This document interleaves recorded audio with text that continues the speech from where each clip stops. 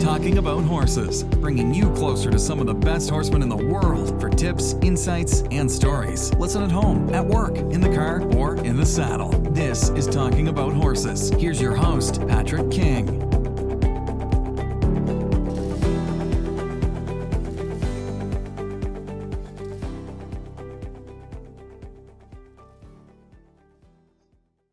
Hey there, gang. Patrick King here, and I want to thank you for tuning in for episode number 35 of Talking About Horses. Today, I am pleased to be joined by Dr. Paul Haefner. Dr. Haefner is a licensed clinical psychologist with more than 25 years of professional experience. In addition to his PhD in clinical psychology, Dr. Haefner is a certified clinical hypnotherapist and a certified master practitioner of neuro-linguistic programming. In his practice, he provides sports psychology consultation, equine facilitated personal and professional development, and a broad range of other therapeutic services to adults, adolescents, and children. He's supported the development of research on the horse-human relationships through his role as research committee chair for the Equine Assisted Growth and Learning Association, and currently serves as a member of the board of directors for the Horses and Humans Research Foundation. An avid equestrian since his childhood, Dr. Haefner has combined his love for horses and lifelong equestrian experience with his knowledge of human psychology in order to help people raise their level of performance and overcome many of the challenges that arise when participating in equestrian sport. Through Riding Far LLC, Dr. Haefner helps equestrians address issues such as performance pressure, fear, anxiety, motivation, goal setting, focus, concentration, and more. In addition to his work with individuals, Dr. Haefner presents seminars and clinics customized to the needs of specific groups of riders from a wide range of equestrian disciplines. Dr. Haefner, I'll call you Paul, thank you so much for joining us on Talking About Horses. I'm really pleased to be here, Patrick. Thank you for the invitation. Oh, thank you. Thank you so much. I think this is going to be great. So give us a little bit of backstory. Who is Paul Haefner? How did you get involved? Let's talk first about horses. How did you get involved with horses? It was something I was born with. I didn't come from a horsey family so much. I had a great uncle that rode until he was in his late 70s. But he was the only one in the extended family who rode. But when I was 5, I remember, this is the story that's told. I don't know if it's true or not. But my mother says when I was 5, I came to her and said, I want to ride. And she said, when you were 10. And then apparently I didn't say anything about it until my 10th birthday. And on the morning of my 10th birthday, I woke up and said, can I ride now? So it's something that I've always loved, something that I've always been interested in. And, counting the years, we're now going on 46 years in. So it's always been something that I loved. It's just kind of like loving ice cream. That's awesome. That's awesome. And I love how you said that you were born with it. I think that's kind of how it works for all of us, right? Mm-hmm. Yeah, I think, that's one of the things. And actually I spent a lot of time with people talking about that because, that really speaks to issues about motivation. What is this about and why am I doing this stuff? And, the great thing about it is that if you understand the different pieces of it, and for me, for example, I have a number of different things that I love. One is just being in and around horses. So, for example, in the years that my kids were young and I was working a lot and didn't have as much time to ride, I was lucky enough to be able to purchase a small farm and take care of my horses. And that just being around them and taking care of them every day was something that fed that part of me, right? Yeah. And now that I have a little bit more time, I'm also love to learn and I love to ride, I love to jump, and about my growing passion for classical dressage. So now that I have the time and energy to let those other things, to be able to do some of the other things that I really love and I'm excited about that have to do with horses as well. That's awesome. That's awesome. And just a heads up for anybody listening too, Paul and I have known each other for a number of years now. So if the conversation turns friendly and less professional, as many of these conversations tend to do, which I think our audience really enjoys anyway, that's kind of where that's coming from. We've ridden together and visited quite a bit over the last few years. So yeah, which is totally fine with me if we get super friendly. The other piece of your question is how the psychology piece got connected to it. Yes. And, for me, I had a choice point going to college, and I was actually asked to go ride with a Hungarian fellow named Captain Saunders, and chose to go to college instead. And college sort of led me down the road to psychology, and then when I was in graduate school, I actually started writing regularly again. So I had set things aside for a while. And as I got out of graduate school, I realized that here I'd spent all this time and invested in this training to do this thing of, psychotherapy work. And I started at that point trying to find different ways of taking my training in psychology and putting it together with the horses.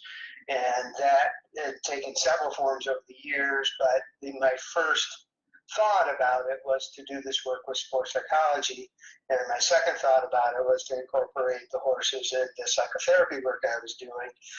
So I had a practice where I did equine assisted psychotherapy for years and years and years as well. Gotcha. So now, let's go through a little bit of this. What is the psychotherapy, and how does that different from any other type of therapy?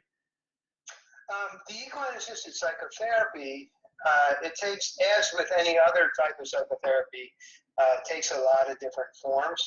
Different people do it in different ways. The unifying ingredient is that it is done with horses. And many of the people who are doing that kind of work use their relationship and interactions with the horse as metaphors for other things that are going on in a client's life. So it's pretty typical for someone to come in and after some orientation in terms of basic safety and talking about things of that sort, that there is an activity that's set up with horses. Now, it might be something as simple like with some of my super anxious kids. I used to have a little Palomino pony, pina colada pony, and we used to do activities like grooming. And that was about all that they could do was to screw up the courage to come close to the pony, and brush the pony and that sort of stuff. And then there are other activities that you can do with horses, and that, like, for example, another common activity would be if someone's feeling challenged by something in particular, you might work at liberty in a round pen and set up a small obstacle in the middle of the round pen, and then task the individual with encouraging their horse to go over the obstacle, and the obstacle then is metaphorically the obstacle that they're facing. So it gives them a chance as they're trying to work through that with the horse. And they have rules like you can't hit the horse, and you can't touch the horse, and you can't bribe the horse. So it becomes a little bit more challenging in that context. And then people reflect on their experience. And one of the things that almost always happens is people get connected to resources that they didn't realize or knew that they had. They understand their challenges in a different way. It just gets people out of their head, right? And Gotcha. helps them to think about the way they're tackling challenges in their life in a different way. So that's then more specifically about how that becomes kind of the metaphor or the analogy for their life or the experience that they're going through. Exactly. And then, what I have done more and more of over time is just have people spend time with their horses at liberty.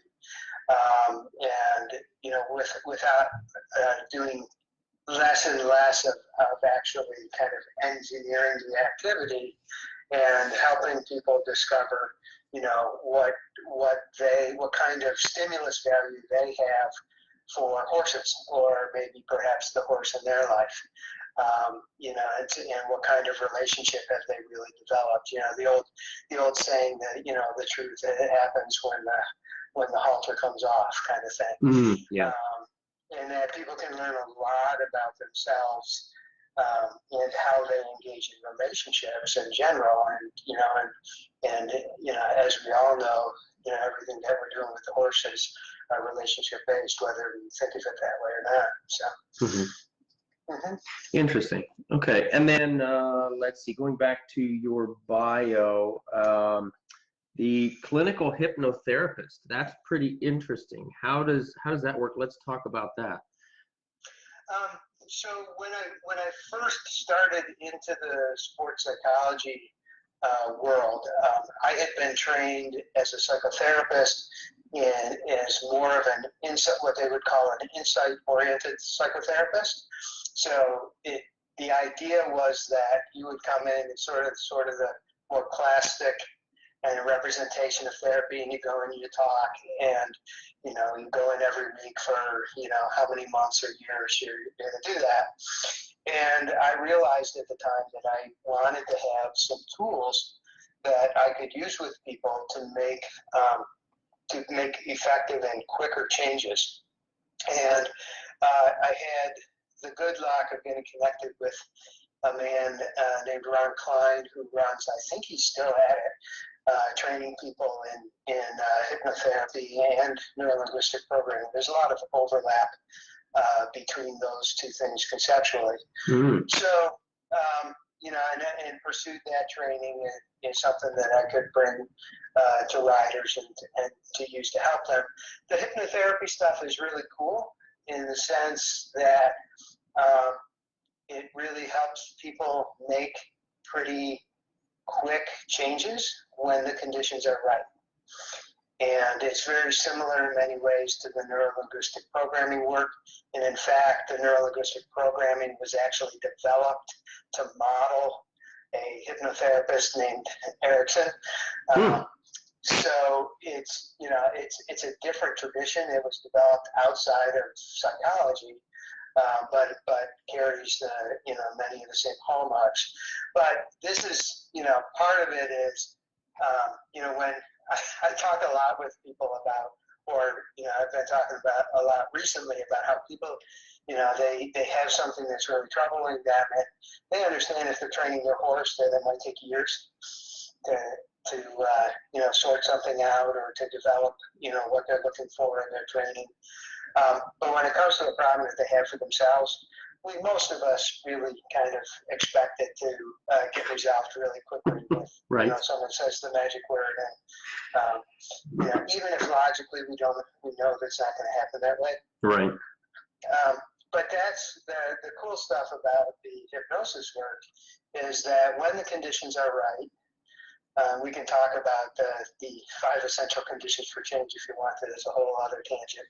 Oh my goodness. But when the conditions are right, then people can make changes really, really quickly. So, and I've seen people who have, my own clients when I started working with this stuff, there are things that they had brought for therapy.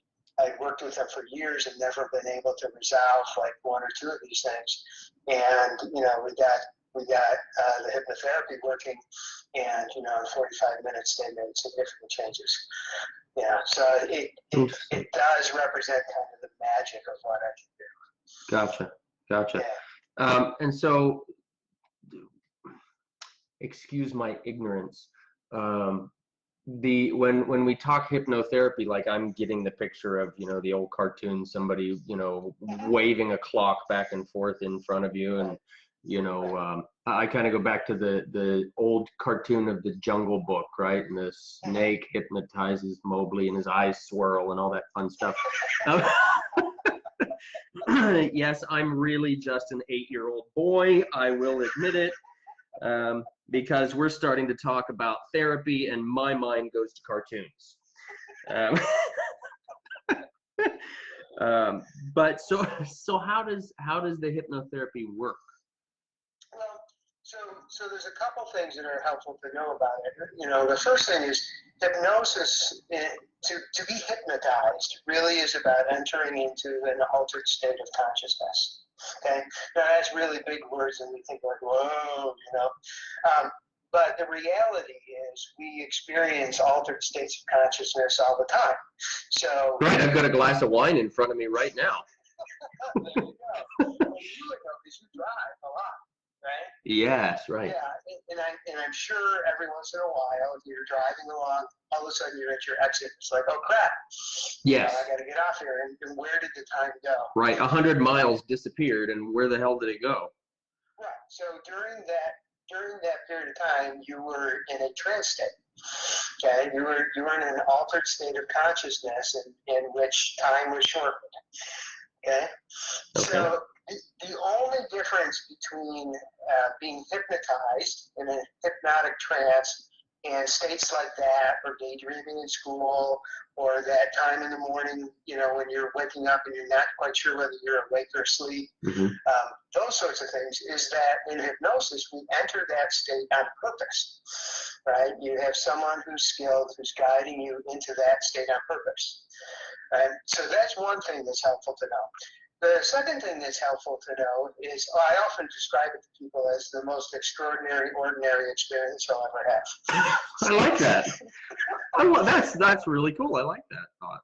Yeah, it's really, you know, once people experience it, you know, and the awkwardness of this, they get beyond the awkwardness of the structure of being guided into a trance, and that it's, for the vast majority of people, it's a very familiar space and a very pleasant space, you know, for them to be in. For me, there are a million different ways to help people to get into that trance state, to guide them into that trance state. And a lot of people, you know, their familiarity with hypnosis is through stage hypnotists, or the old movies, or the cartoons. And you certainly can be as sophisticated as you wish to be in how you help people do that.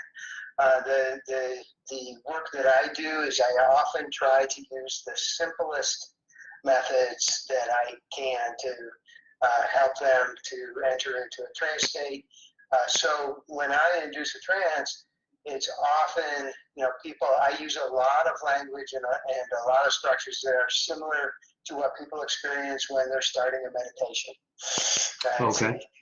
Yeah, so if you go to Headspace and you know, and you listen to the guy and he needs sort of helping you get comfortable and that sort of stuff, you know, there are patterns of what he's doing that's part of my trance induction program. So it's very straightforward. It's not particularly mystical. It's easy to understand, and you know, and when people allow themselves to go through it, you know, it's something that's really familiar, and that's really, really helpful. You know, that you don't have to spend a lot of time getting used to something. So, and then the final thing that I would say about it, which is the interesting thing to me, is that you know, a hypnotic trance in and of itself doesn't really do anything. Okay. So, you know, unless you're having a hard time relaxing, right? So that's really what it does. The whole point of it, though, is to, in the theory behind it, is that in that state, you have greater access to your internal resources and experiences. So in your conscious state, you're sort of locking down the ship, right? You want to let certain things into your consciousness, and it's what you're focused on. You don't remember a lot of things that you know, that kind of stuff. And what happens with the trance state is it gives you greater access to those internal resources. And then when you're doing that work, with them, the work that you do in a hypnotic trance then is more effective. It sort of potentiates it or catalyzes the work that you're doing with people. Gotcha. So that does sound very similar, at least in my knowledge and understanding of it, to sort of the meditative state.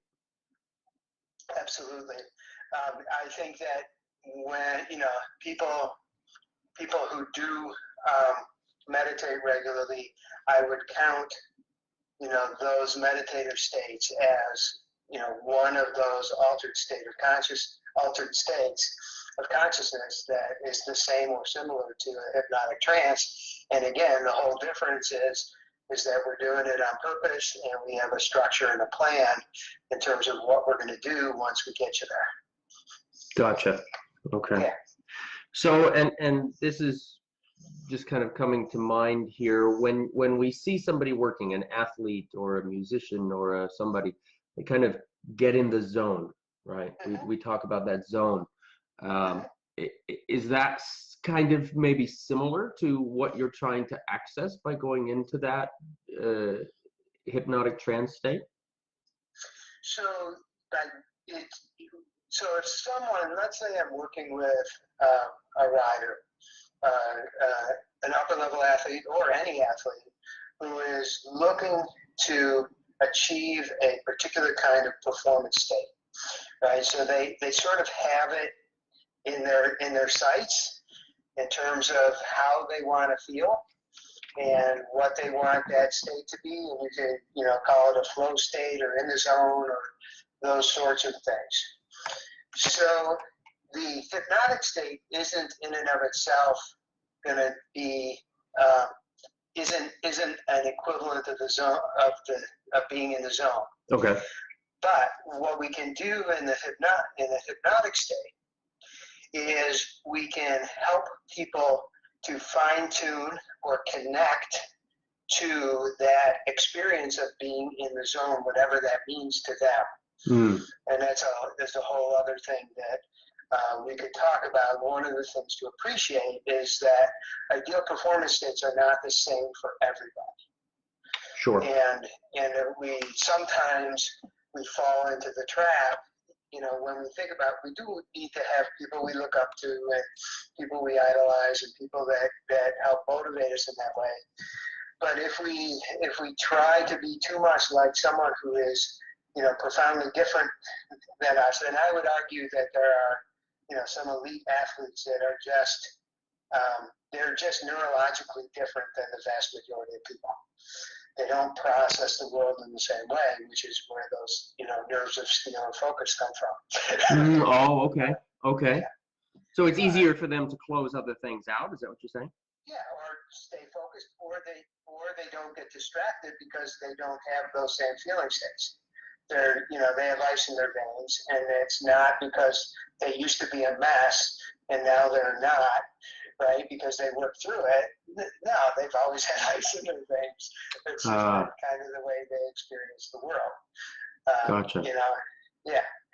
So getting back to your question, this idea, what's the hypnosis and how does it relate to something like the zone? So let's say, you have a competition, you're competing, and you want to be in a certain performance state when you enter the arena, right? Mm-hmm. So what we could do in hypnosis is we could help you identify and bolster and refine and strengthen your experience and understanding of what that state is, so you can really feel it. And not only can you feel it and know it, but I can help you be able to make it, the language I would use is to say make it portable, so that you could access it whenever you needed to and wanted to. Mm-hmm. So that's one thing that we could do with the hypnosis. The other then is all the things that people talk about, the value of things like visualization. I really prefer, talking about it more in terms of imagination and imagery. And the reason for that is that I think sometimes when people, think about visualization, they only think about seeing something. And when you're using visualization, it's really about experiencing it in its full, in a full way, and experiencing all the sensory channels, as you're practicing something. So one of the things that you can do in hypnosis is that you can practice engaging in competition at a high level in this ideal feeling state that you have, or state of mind that you have, the zone or the flow state. And because you are in that altered state of consciousness, you have greater access to all the resources that you're pulling together to create that state for you, and there's less distractions. Gotcha. So you get to kind of groove it, not just in terms of your experience and being able to kind of know that you can do it and have it in your memory, but the other really interesting thing about using your imagination is your mind is not particularly good, quite honestly, at distinguishing reality from fantasy. Sure. So, Sure. so the really cool thing about this is that as you are in the sort of mental rehearsal in these hypnotic states, is that you are actually grooving the neural patterns and muscular firing patterns that go along with whatever it is that you're doing. So you're actually physically and neurologically rehearsing and preparing, and that's really important because that piece of it is something, psychologically, the phrase they use is neurons that fire together, wire together, and neural paths that are used more frequently. Neurologically, they develop a heavier coating around them of myelin. Okay. And when they do that, then electrical signals travel over them more efficiently. And so what you're doing in this kind of rehearsal is you're actually strengthening and making those pathways more efficient. And the more efficient they become, the easier they are to access. And the more experience you have experiencing that kind of zone state, the easier it's going to be for you to bring it up when you are in the sort of competition mode and the heat of competition. Gotcha. Okay. So that's a little more like the biological science that goes into that, right? With the idea of the formation of the myelonic sheath and things like that. Mm-hmm. That's one of the most exciting things about about the work that I do now is that the neurobiology is really not just catching up and informing the work that I do, but we're seeing a lot of research which is supporting things that we thought were really, really helpful. So, that stuff is really, really cool. And it's a big part of, sports psychology now. That's awesome. That's awesome. And we have one of our listeners, Anne Marie, who just typed in kind of the question about, is this similar to what we would refer to as muscle memory? Yes, and that's another, so those neural channels that trigger muscles, mm-hmm. That all of that stuff gets fired and gets cemented as well. So you're working on muscle memory, and you're working on making more efficient neural pathways and all that sort of stuff all at the same time. Right. Fantastic. Because the muscles, of course, themselves don't have memory, right? It's the brain that links with the movement and things like that. Right. It's the pathway. It's the pathways and combinations. So both in terms of combinations in parallel and combinations in sequence. And when you develop expertise in a skill, you're honing that muscle memory both, so I always talk about how this works in a bad way. Okay. So I know, for example, that if I have, if I want to engage my horse and I want to, have a bend to the right, and as soon as there's a brace, And if I feel the brace, and you know this from running me, then everything else in my body braces. So I have this, and some of that is just about what humans do.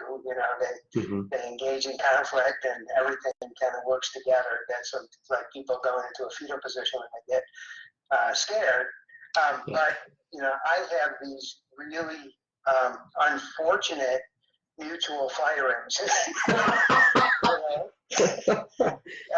and they do it automatically, and I'm sure in many other situations, like as a kid when I was playing football or something like that, it was a really helpful thing. But a lot of times, not only do we, when we're learning particular skills, are we practicing certain kinds of muscle memory, as the listener was saying. And then the other cool thing about this stuff is you can use it to help you separate the things that you automatically connect together. Right? Interesting. So you mentioned two phrases that I've heard but never so far, at least to my memory anyway, have gotten clarification on. Combinations in parallel and combinations in sequence. So when you talk about the horse bracing and then you brace as a result, is that what we would talk about as combinations in sequence? So if I put my left leg down, my right leg automatically goes out. That would be because they're used to happening in parallel at the same time. So I need to break those apart. A sequence is let's say music. Okay. If I'm playing the piano and I learn a song, I'm playing the Maple Leaf Rag or something, and you hit one or two notes, and then you automatically know what the third note is, right? Your hand just kind of flows in that sequence. So you learn a sequence of moves, and you can perseverate in that way, and that impacts our riding as well, in ways that a lot of times are less than conscious, because a lot of times we don't pay attention to the way that our muscles fire in our body, right? Things just kind of happen. Gotcha. But yeah. So if you've learned to do something in a particular way when you were young and you've done it for 20 years, then you start the sequence and your body will finish the sequence, right? Okay. Or if you learned something in a particular way, or there's certain instinctual things like, under stress, there's certain kinds of tension in your body, and everything kind of happens all at once, right? And in riding, that's a real challenge because, everybody wants to have an independent seat and right. Want to be able to apply their leg aids independently and have independent hands and all of these different things, and that's a real challenge for the vast majority of us. Yes. Very interesting. Okay, so going back to the hypnotherapy, you were talking about getting to state and making it portable. And that brings to mind, I've read a little bit, I've listened quite a bit to this idea of the neuro-linguistic programming, or NLP. And you're a certified master practitioner of NLP, right? So now for our listeners that aren't aware of what that is and how it works, can you give us kind of like the distilled version of what that is? Yeah, as I mentioned earlier, that there were a couple of men back, I'm going to say 40, 50 years ago now, I can't remember exactly when, were studying people who had mastered whatever it was that they were doing. And one of the masters that they studied was a guy named Derek Erickson, who was a hypnotherapist, really well-known and well-respected hypnotherapist that seemed to be able to do this magic with people. And what they came up with was basically a map of how people, or their thoughts and ideas about how people create their experience, from sensory input to the internal experience to behavioral output. And so the idea within neurolinguistic programming was that once I know how you're creating your experience, then I can play with the pieces that help you, that go into the ingredients that go into creating that experience for you. And by changing those ingredients, I can help you change your experience. Okay? And there's a million different techniques, but the basic idea, I call it resource reallocation. Okay. The basic idea is that you are going to take a look at how you're creating an experience that might for you be dysfunctional in some way, and transform that into something that seems like something that would be helpful for you. And we would choose a technique and do that based on, what the particular issue was and how you created it. So let me give you a concrete example for the bakers out there. Okay. And if you take flour and you take shortening and you take a couple of tablespoons of water, a dash of salt, and you mix all that stuff together, do you have any idea what you get? You should get a biscuit. You'd have to have an leavening agent for a biscuit. Ah, gotcha. So, See, that shows you how good I am at baking, right? yeah, well, you're really close. That's the basic ingredients for pie dough. Pie dough. Okay. Okay. Okay. Now, let's say you mix those together and you've got pie dough, and you say, "Crap, I don't want pie dough." And, Okay. So what are you going to do? Are you going to take all those ingredients apart? Right? Of course not. Of course not, because you've got pie dough. Okay. Right, exactly. Now, this is what happens for people. They get themselves in a situation, they're trying to do something in a way, perhaps maybe even enjoy what they're doing as well as doing it well, and they find that they have like anxiety, or they find that they freeze up, or they find that they get tense, or they have something that they don't want, right? So if I can't pull it all apart and start over again, what about the idea of adding 3/4 of a cup of sugar and 3/4 a cup of brown sugar and a teaspoon of vanilla and a 12-ounce package of chocolate chips and some baking soda and baking powder, and then I have chocolate chip cookies. Okay. Right? So, or if you just added a leavening agent and used butter instead of shortening, then you could have your biscuits. Gotcha. Right? So the idea is, as we create our experience, we always have the option of adding things to the mix. And when you add something to the mix, it transforms your experience. Gotcha. Okay, now the challenge always is, what do you want to add to the mix, and where do you get this thing? Right? Yeah, sure. Right. Right. And this is where the help and guidance of the strategies come in.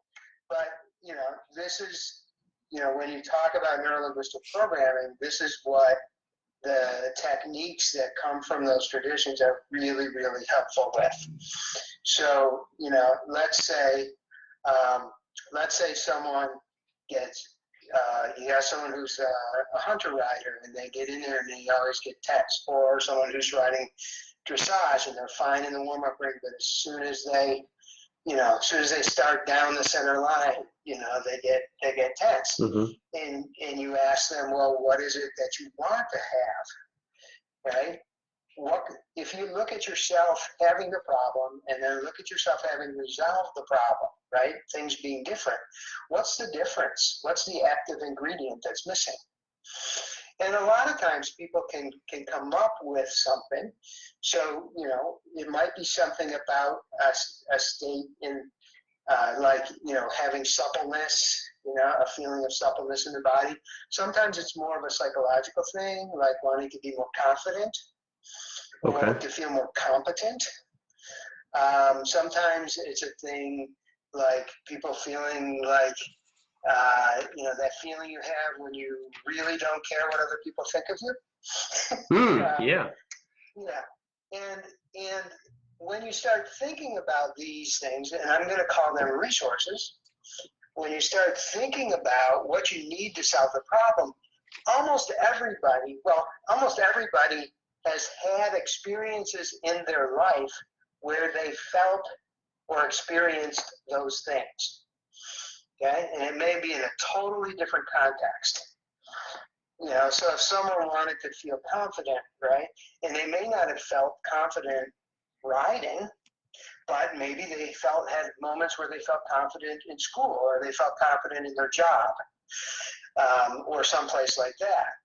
And that's what the neurolinguistic programming really, really contributes to this, is this idea that you can go, and they call it, the process they use, they call it anchoring.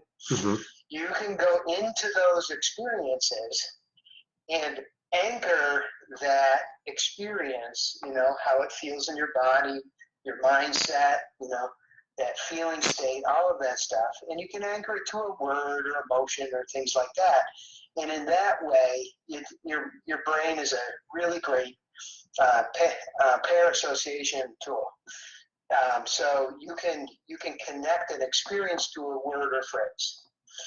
And then if you practice connecting those two things together, and then all of a sudden when you say the phrase, you start feeling the feelings. Yes. Right? And you can work it the other way. So this is what you mean by making it portable, right? Because you can intentionally access that. Exactly. Okay. And then because we have these wonderful imaginations, we can actually mentally then go back, and a lot of this stuff, while it works without hypnosis, a lot of it is really helped by a light state of hypnotic trance. Then you can have people imagine having the problem last week or last year, and having them sort of reimagine it, only this time at the right time they now have this new resource. So you're taking it and throwing a new ingredient into the recipe. Gotcha. And they can imagine how that would change things for them, right? So you get this laboratory where you get to test stuff out, mm-hmm. and then use your imagination to use it in the future once you find the right combination of things. So you can create pretty big changes in how things feel by making these feelings portable and reallocating them to new situations where they're helpful in supporting the development of the kind of performance states that you want to have. Gotcha. Perfect. So now my mind is naturally drawn to that same process in opposition with our horses, the negative associations, my horse is afraid of men in cowboy hats, or my horse is afraid of whips, or my horse can't be mounted from a green mounting block. We're talking about basically the same things here, right? The brain has developed an association, it's just accidental rather than intentional. Right. So that gets into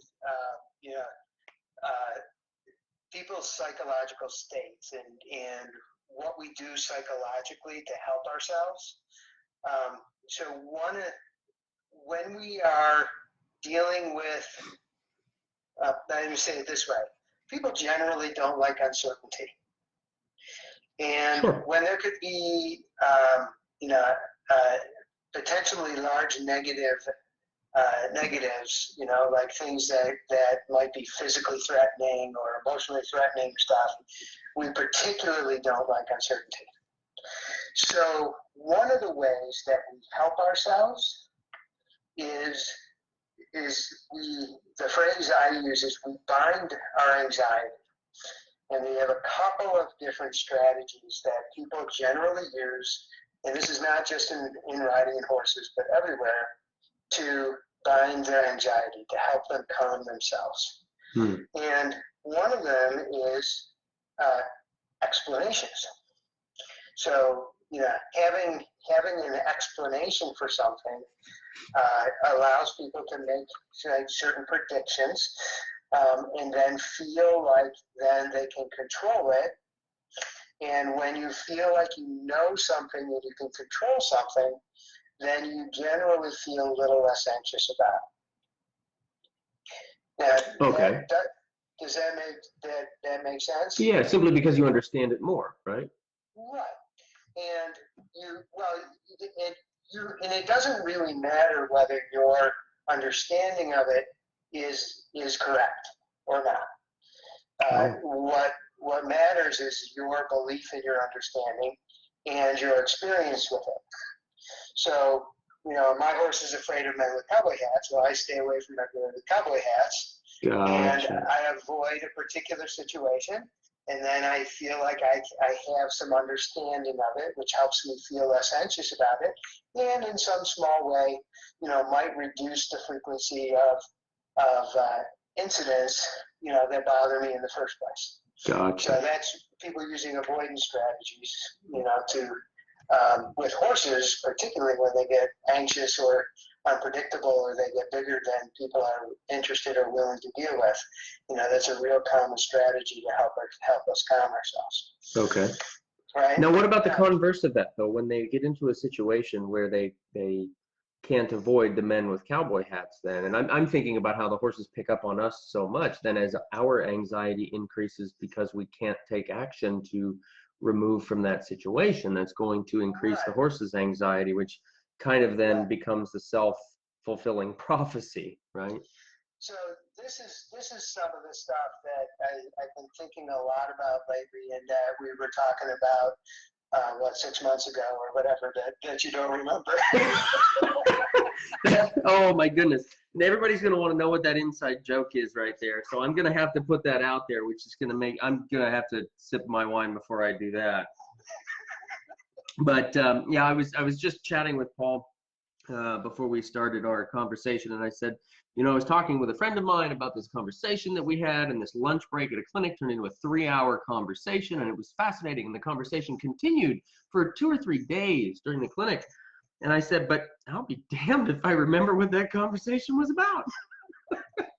But I'm telling you guys, it was fascinating. It was awesome. But yeah, so tell me what that was. Paul, fill me in. Oh my gosh.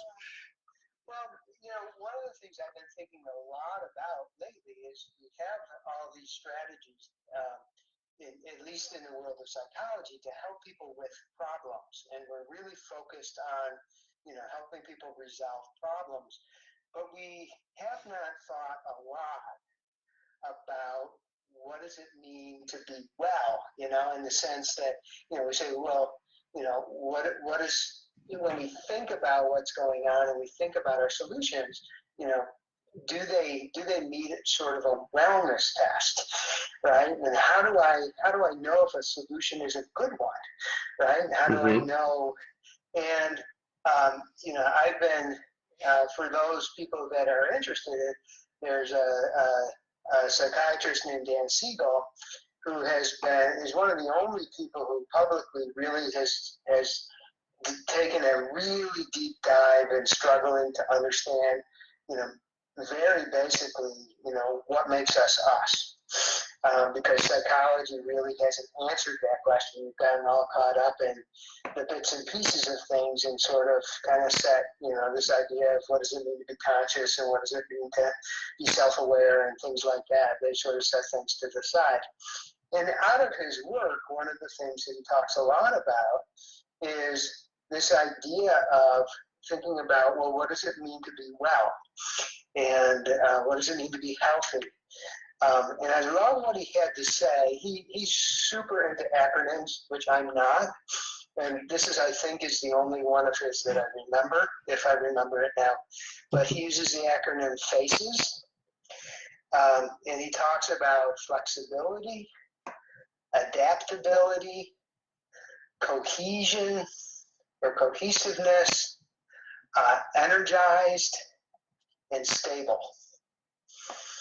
Okay? And he talks about those things as factors we need to consider when we're thinking about our overall wellness. And I love taking his stuff and thinking about what it means for us and our horses.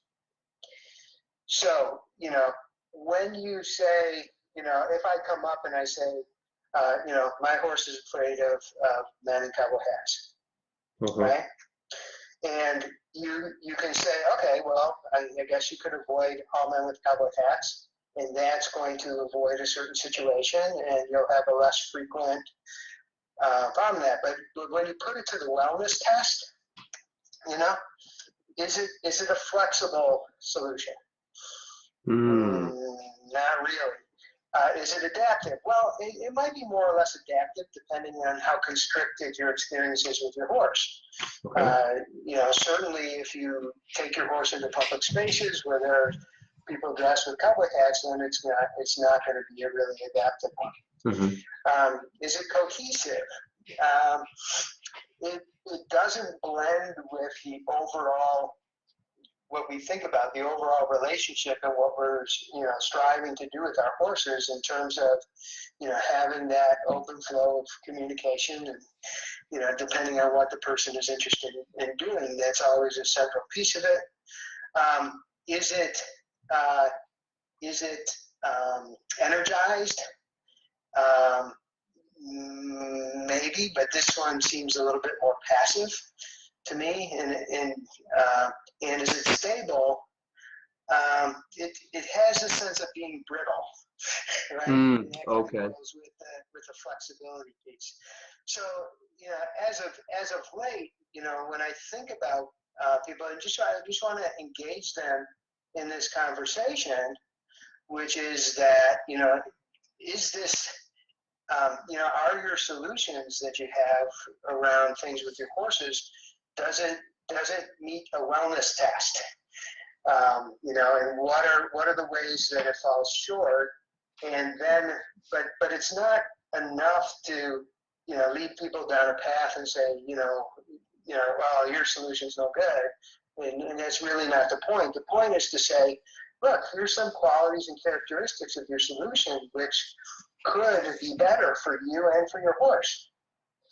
And, you know, there are resources out there. There are people and perspectives and supports for you to learn and engage and develop alternative solutions to this, which would promote the wellness, not just of you, but your horse and you and your horse together in that relationship. Gotcha. Very cool. So phases: flexibility, adaptability, cohesiveness, energized, and stable. Mm-hmm. All right. And by energized, you're talking active versus passive? Well, it came across that way. I'm not gonna, you know, that I just kind of took that interpretation on the fly. Oh, okay. You know, when I say energized, I mean, it can be a lot of things. I know what it means for me. It means that I'm energetically connected to what I'm doing, right? And it has to do with motivation and with the ease in which my energy comes up to help me engage in it. Like, you know, and this is what people talk about. You know, you're energized. You can, even when you don't want to, you get yourself up at 4 a.m. to go out and slog through the rain to go feed your horses, because, you know, there's something about, you know, that solution which really feels good to you and makes you not necessarily like you're floating around excited about all the time, but it feels good. Okay. Right? In that sort of energized kind of way. Gotcha. Okay. Perfect.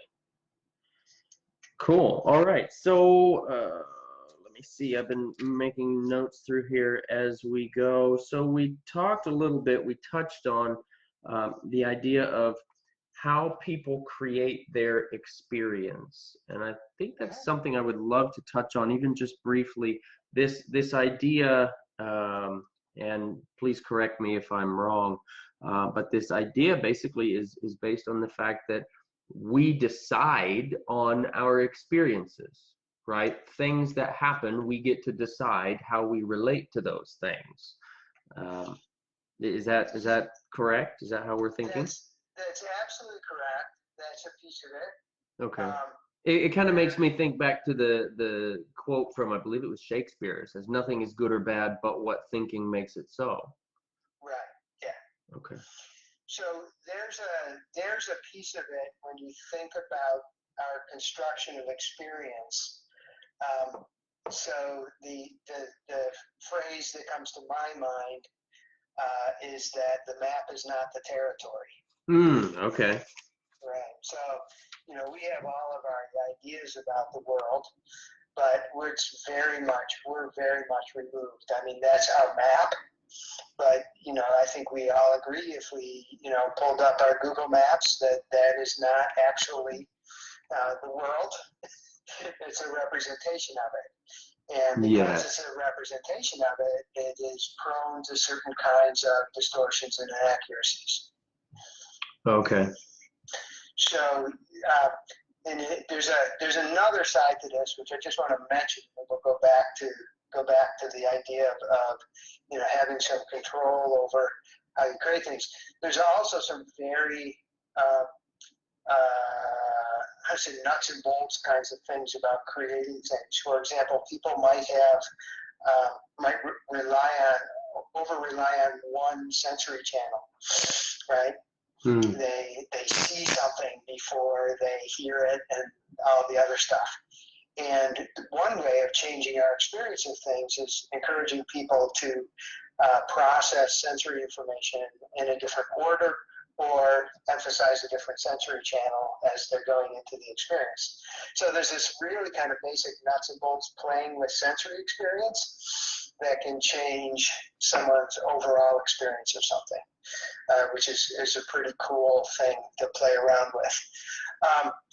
Getting back to your idea is that absolutely, the meaning we make of things is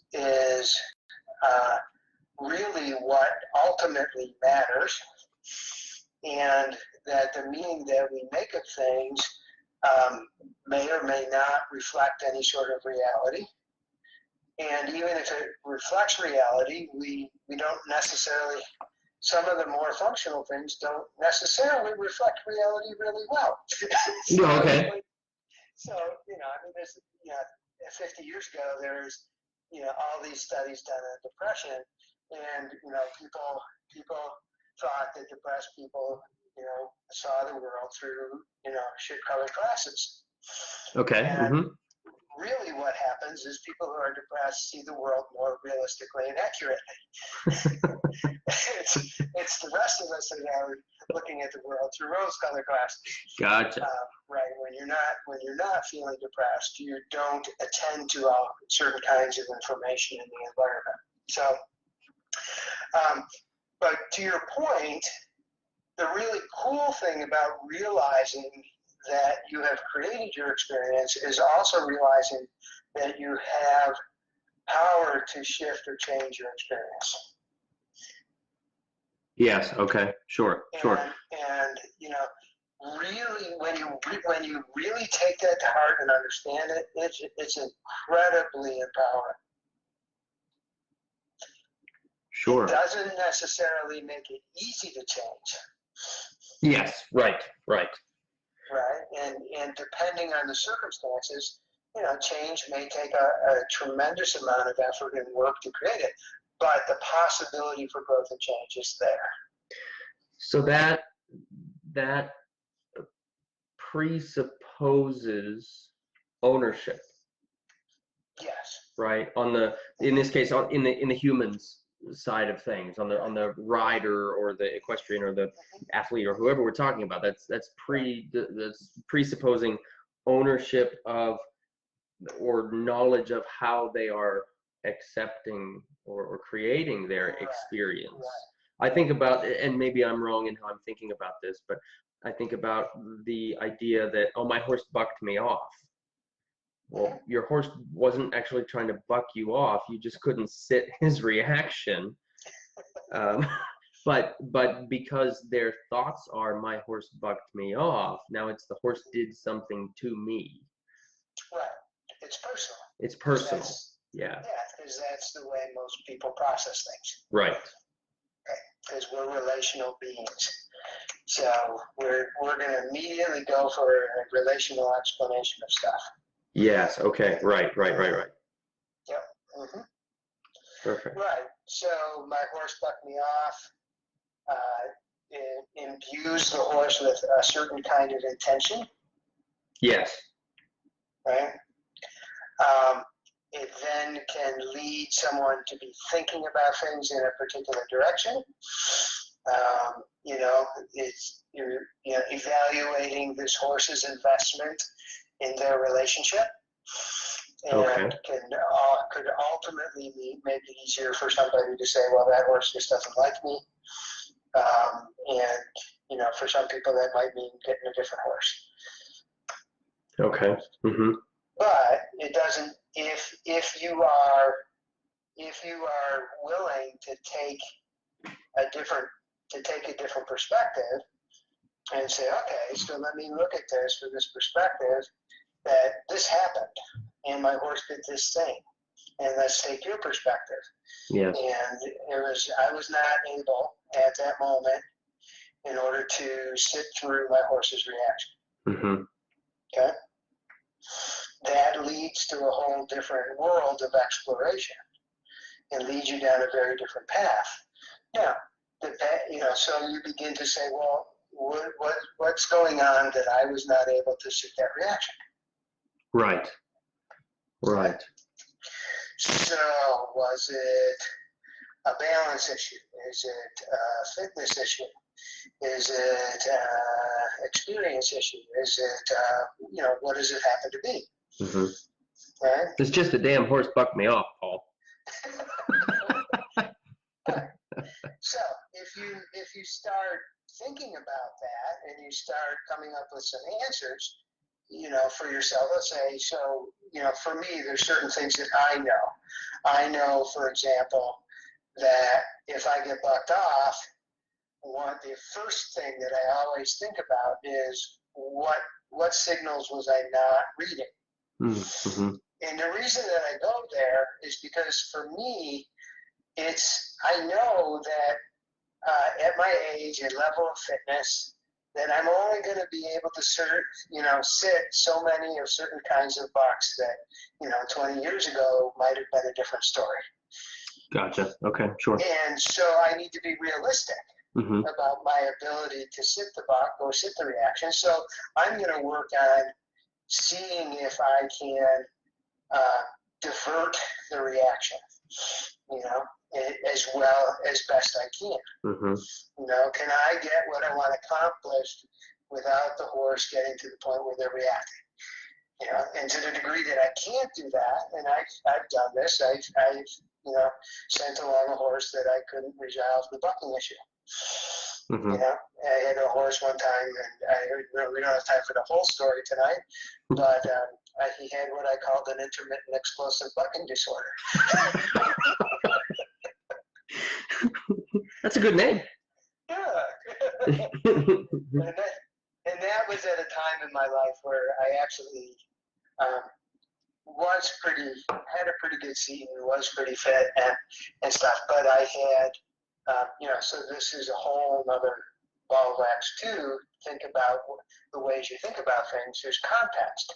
Mm-hmm. So I had a 2-year-old and one on the way. And I just kept thinking, I could keep working on resolving this, but I can't afford to get hurt. I can't afford to do that. And I did actually work really hard with 4 different trainers to get it figured out.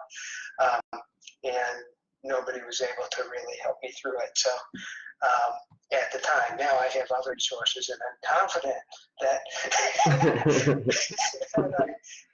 had I been faced with that today, I would be able to see a different way through it. But at the time, context was everything. So at any rate, part of what I was saying about your question is that having a different way to think about it and a different way to think it through can be really, really helpful. And it doesn't even necessarily mean that you come to a different conclusion, right? Sure. But it does open the doorway to finding a different path through, and sometimes resolving the problem that you that you sort of saw as a hopeless, innate, and stable characteristic of your equine partner. Mm-hmm. These are really cool things and often excite people when they discover these other ideas and pathways forward. Mm-hmm.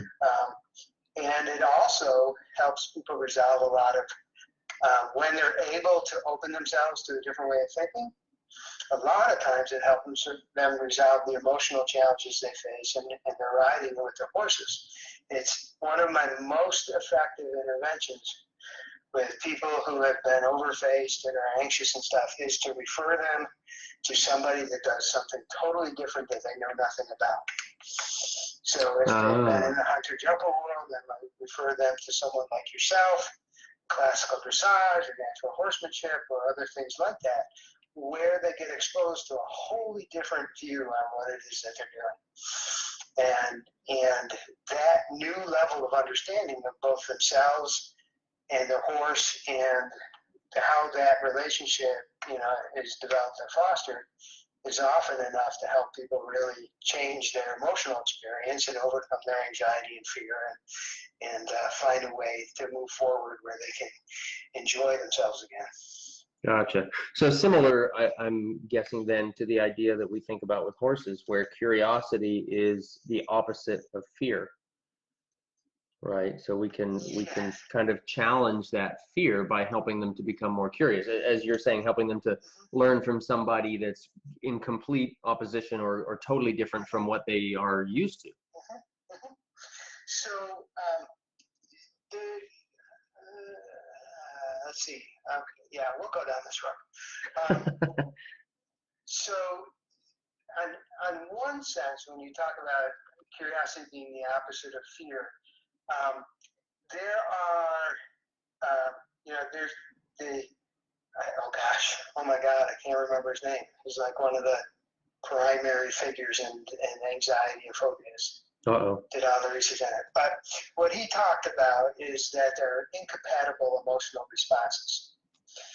And incompatible emotional responses.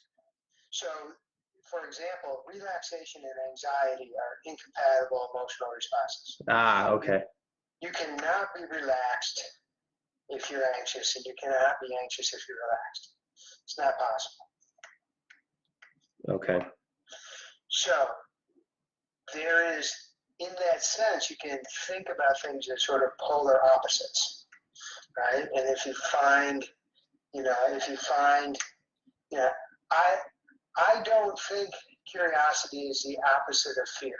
Okay. I think there's two separate things. And for those who want to geek out on the brain science of it, refer them to a guy who recently passed away. His name was Jaak Panksepp. He literally wrote the book on the neurobiology of emotions.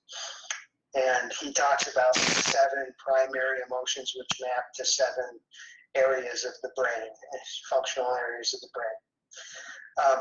And out of his work, and also out of the work in psychology that's known as attachment theory and literature, is the idea that we have certain drives, right? And you talk about fear, that really is a drive for self-preservation or a drive for security. Okay. Right? So we have a primary drive. That's an innate drive to keep ourselves safe. Sure. Right? So regardless of context and age and everything, from the time you were born, you had a drive to keep yourself safe, right? And secure. And that's why babies scream when they need their diaper changed and when they need to eat and stuff like that, because that brings the attachment figure, the person who helps them stay safe and alive. At the same time, we are all born, by the way, all of them saying I think is true about horses, which is another thing I've been thinking a lot about lately. Yes. We also have an innate drive for exploration and play.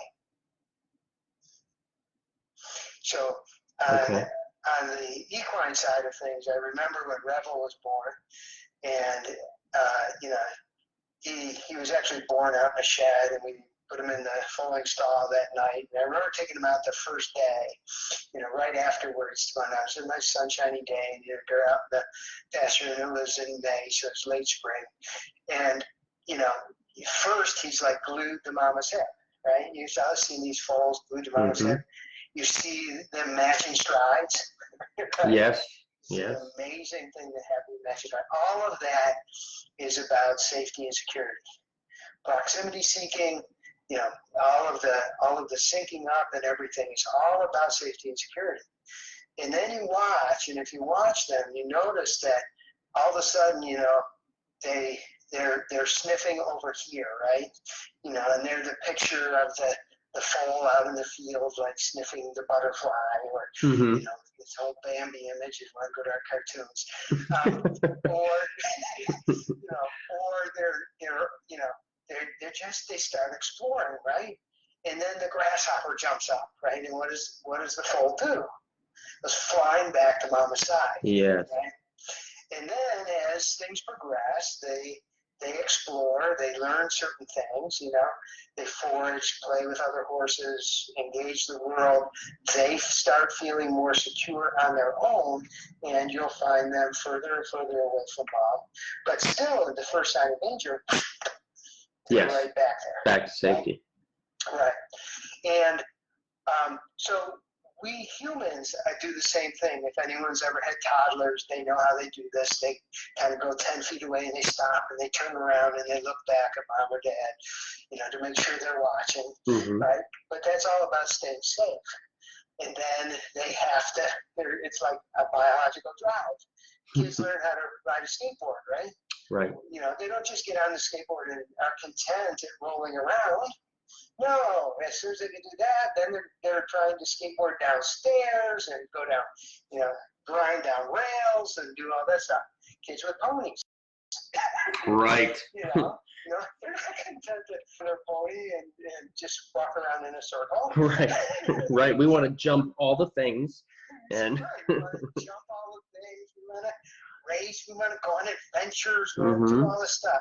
That's a biological imperative. Now, you get back to your fear versus curiosity question.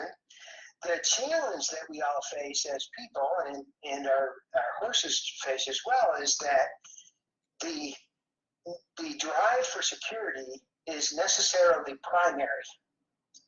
So all things being equal, if I'm going to be safe or I'm going to explore, other than a small group of people who explore at the expense of safety, there are some people who do that, they're different than the typical person, but the typical person, as well as the typical horse, if they're faced with that choice, they will choose to be safe. Gotcha. Yep, sure. So for all of us, when we find ourselves challenged, right, and when we find our curiosity and our willingness to step out of our comfort zone compromised, it's because we're not feeling safe. And the solution is not to force people to feel unsafe, because you can't force curiosity. Right. You can't force exploration. You can't force play. But what we can do, and as adults we can do this for ourselves, is we can start asking ourselves the question, okay, what are the ways that we feel unsafe? And what can we do to help us feel, now not perfectly safe, that's not the idea, but where we feel safe enough to then engage our curiosity and to engage our sense of play and exploration. And that's where our willingness to step out of our comfort zone comes from. Okay. Now, the primary place that people find that is in relationships, because we're relational beings.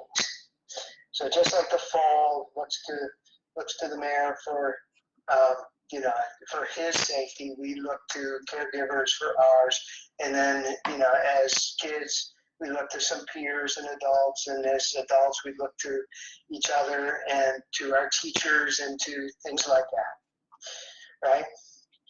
And so this gets another thing that you mentioned before we came on the air, and this is so let me finish this first, and then we'll go on a slightly different tack. Okay. So if I'm having a hard time, engaging my exploration play, I can, well, what's going on that I'm not feeling safe enough to do that? And first place I look is relationships. Do I feel like my trainer has the knowledge and is interested in me and really understands what I'm up against? And, can I trust them? Do I have the support of my barn mates, my support of my friends, this kind of stuff. The other stuff is, about, do I have the resources that I need to be safe? So maybe my sense of fear is a physical one rather than a psychological one, right? Okay. And, right? So I hopped on a horse today. Well, a couple of days ago, I turned my ankle. And I didn't do as much on this horse today as I would have done on any other time because I knew that if something went south, I'd have to jump off. Gotcha. Right. And having injured your ankle, okay. Right. Okay. Yeah. So people can feel physically threatened. It might have to do with issues of fitness, or maybe there's certain things inherent with advancing age, or maybe there'd be other kinds of limitations, things, or maybe it's they have a horse whose current state of mind and level of training or temperament is a challenging one for them, where they feel physically unsafe, or maybe the activity they're doing is one that it carries inherent risks that they don't feel they can keep themselves safe in. So there's lots of these questions about safety, and that kind of goes to risk as well. So there's psychological safety, and there's physical safety, there's emotional safety, where people feel ashamed, which sort of gets back down to other things. And then the thing that we had talked about is one of my pet peeves is the amount of abuse that goes on, often physical, and of course now we're having organizations like USAF addressing things like sexual abuse that has been going on, but the emotional abuse that happens in the context or under the guise of training, or teaching is just outrageous, and it's so incredibly destructive for the very reasons that we're talking about now, because it's inherent in us, right? To in order to advance and be healthy and grow, to need to feel safe and feel safe enough. And we have so many people that grow up in their riding with a level of fear and anxiety, which then ultimately shows itself in a lot of different ways. Whether it's self-judgment, how many people have problems showing because they're worried about what people think of them. Right. And maybe that's a family of origin thing, or maybe that's because they had a trainer as a kid that they could never please and was screaming at them all the time, right? Yes, right. And shaming them and embarrassing them. And, I challenge anybody to, and I'm happy to read it if they find it, to find a study, either in education or sports psychology or anywhere, which shows that being emotionally abusive helps people perform better or learn faster or anything. There's nothing that supports that. None. Right. Other than people wanting to excuse themselves. Yes, absolutely. People wanting to excuse themselves. You're absolutely right. We see this, and I hate to call it out like it is, but we see plenty of clinicians that will just beat people up, or trainers that will just verbally, right, not physically. Hopefully, if they're doing it, they're not doing it in public anyway. That are verbally and emotionally just beating people up to try to, I don't know. I don't know if it's an attempt to try to make them better, or if it's just an attempt to make themselves feel better. I don't know. And I see that, I hate to admit it, I see it too often. Riders that come with fears and anxieties that have been caused by that, by trainers beating them up, by clinicians beating them up, by the judgment from their peers. We think about it as the barn bullying, right? or the arena bullying, which, as you said, it does nothing, at least from my experience, does nothing but cause them to want to leave, right? To excuse themselves or to hide or to just completely shut down, which is the opposite of, being open to learning, right? Or it's not helpful for the idea of learning. Right, and in its worst manifestations can lead to some pretty terrible stuff for people. Absolutely. In terms of their emotional health over time, especially when we're bringing up kids in that context over time. Right. Yeah. Right. Yeah. So how do we help people with this? I shouldn't say we. How do you help people with this? How do psychologists help people with this? How can you get somebody over that? Well, I think there is no very simple answer. What you have is individuals with individual experiences. So there are some common ingredients to that.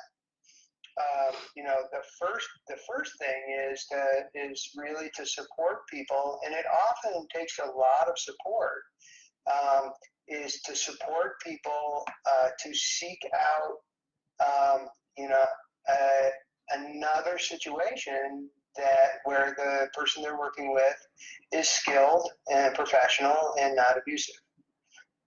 Because unfortunately, a lot of the times people feel that these people who are abusive, it's not like they don't have any redeeming qualities, but often people feel very beholden to them for one reason or another. Yes, they're on some sort of pedestal.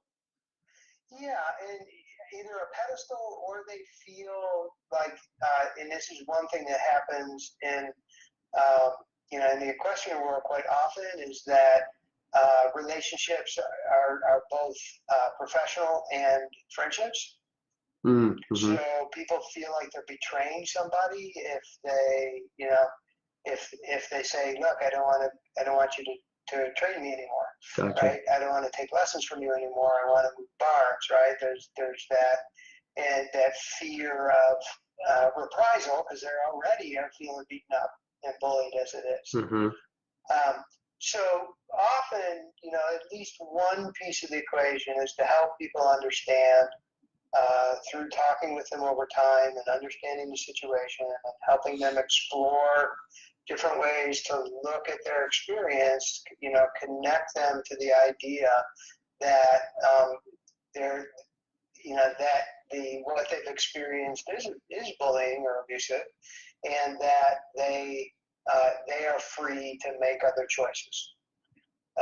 And often a lot of my work is just getting them to that point. And a lot of times once they're able to make that shift and find somebody who approaches it and treats them with professionalism and respect, and has a different approach to teaching, that often is enough to just skyrocket things forward in terms of their enjoyment of things. And then, one of the things that is it's not unique to me, but there's a lot of times sports psychology consultants, that's what they are, and that's their training, and they work around performance issues. One of the advantages I have is I've also been a psychotherapist for 30 years. So that really gives me a broader range of tools and perspectives, so that in addition to helping people deal with, their feelings around the sport, if there are other things that they need to sort through, whether it be issues about anxiety or depression or dealing with relationship issues and stuff, that's all kinds of other sorts of skill sets that I bring to it, and that I'm comfortable and capable of helping them deal with other things as well. And most commonly what that involves is people who are dealing with what we would know as post-traumatic stress after having experiences. Sometimes it's comes even in the context of these emotionally abusive experiences. Other Okay. times it comes from, being overfaced and people getting hurt or injured.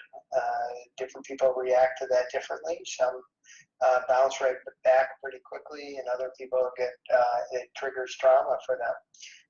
So there's other things that I can do to help people through those situations. Okay. So the advice then for people saying, what do we do now, is to just seek a completely different experience. Well, I think that's really helpful. And I often suggest to people, like, seeking a whole different perspective doesn't mean that you have to quit what you do, right? Mm-hmm. Sure. Some people object and they say, well, I really love, eventing. Why are you telling me to go work cows? Yeah, sure. Right?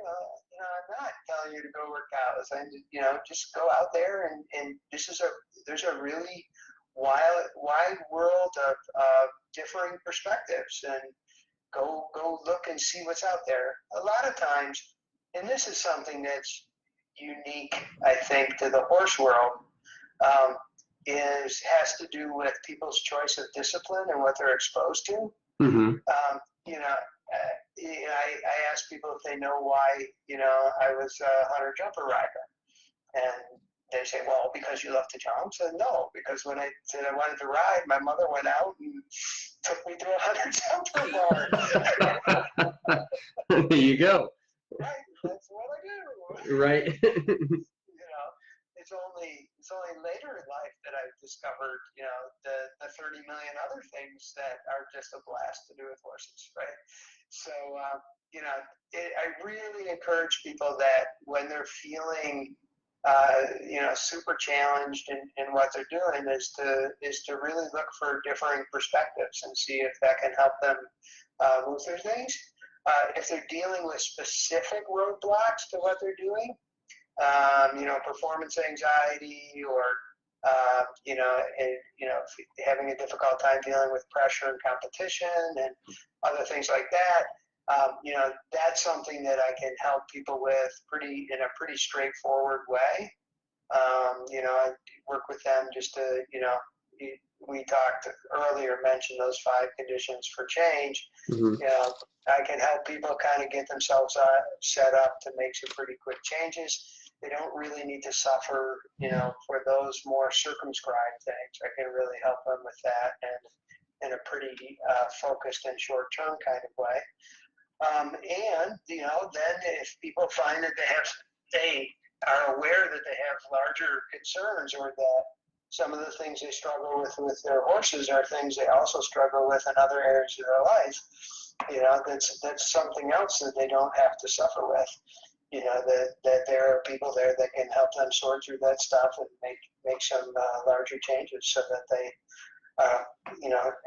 find more joy in their life, and also in their work with their horses.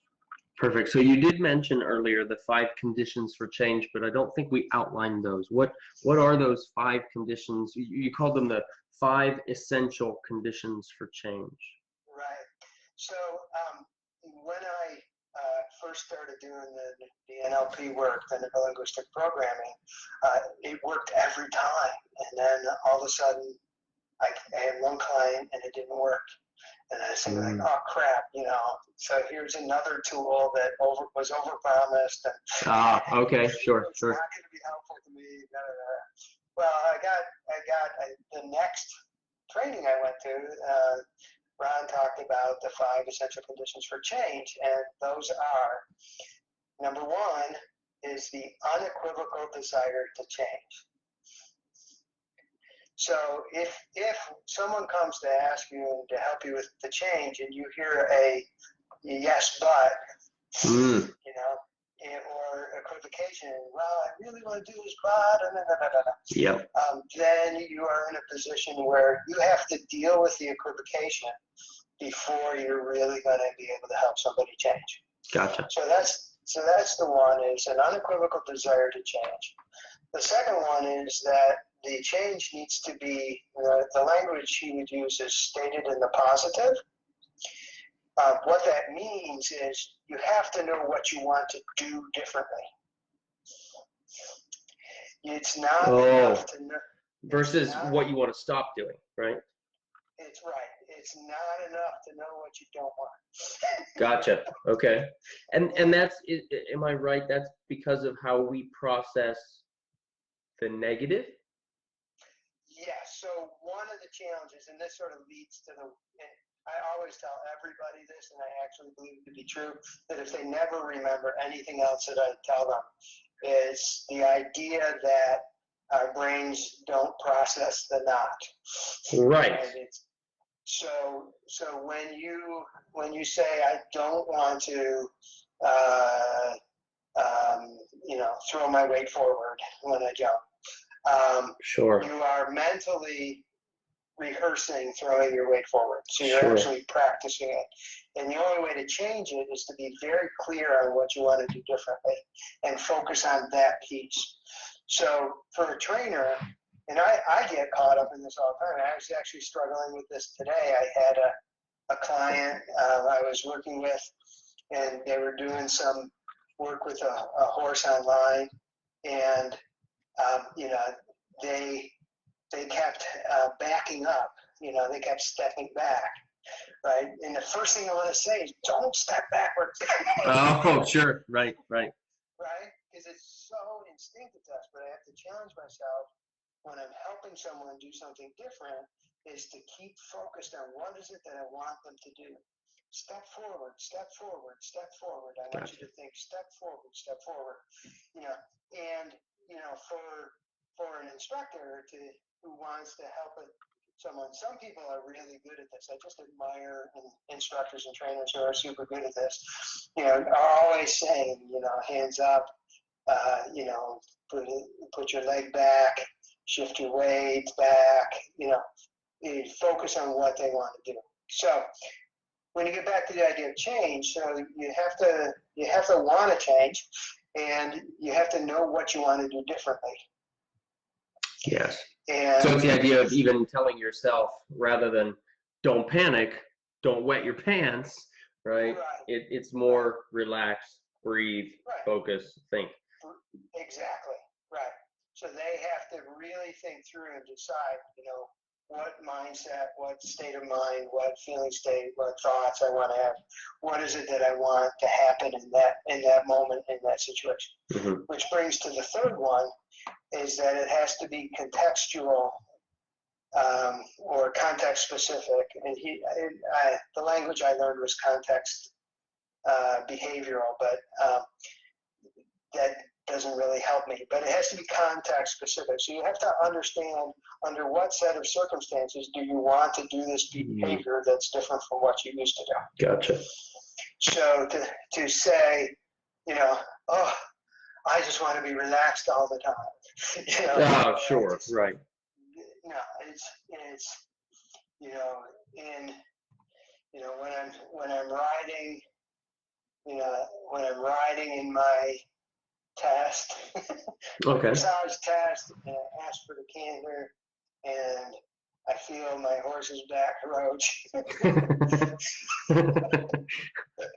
I want to do this. Yes, gotcha. So and the timing of things is really important. One of the stories I share is I had a rider who used to have a lot of anxiety going into the show ring, and we worked a lot with a lot of these tools we talked about tonight about changing her experience as she entered the show ring, and nothing ever really changed. I thought, what's going on here? And I thought, well, maybe the context is wrong. So I started doing a little digging, and we started talking about it before, and I asked her, well, where do you first feel this anxiety? She said, oh, well, it's the night before when I clean my boots and I'm putting them in the trailer. Ah. Right? So the idea is that, we need to really be reflective on our experience and really be able to make changes at the correct moment where the maladaptive responses are really having an effect. And if we intervene at the wrong moment, we might have some positive effect, but mostly it may not be really, really helpful. So for that situation, we started, inserting the resources. I don't remember specifically what resources they were. Maybe they were confidence or peace of mind or calmness or something like that. As she's putting her boots in the trailer, right? And we rehearsed that and changed that in that specific context. And then she could sort of see it through, and getting up the next morning, she's in a different mood, and then she's able to remember to use some other tools that she has in terms of a pre-ride routine and things of that sort. So you really can help people move forward in that way. So that was the third one, was contextual. The change has to be self-initiated and self-maintained. Self-initiated and self-maintained. So in other words, you're doing it, somebody else isn't having to do it for you. Exactly. So that's number 4. Wanting your horse to change or your trainer to change is not going to help. Gotcha. Right? And you have to focus on things that you actually have some influence and control over, which unfortunately is generally limited to ourselves. Sure. Mm-hmm. So that's number 4, self-initiated and self-maintained. Okay. Right. And then the last one is that it has to be future-oriented. We can change the meaning of the past, but we cannot change the past. We can only change things moving forward. Ooh, I like that line. You can write it down. That one's actually mine. I'm writing that one down. We can change the meaning of the past, but we can't change the past. Is that what you said? Yeah. Perfect. But we can change what we do moving forward. Gotcha. I'm quiet for a moment because I'm writing that down. That's fantastic.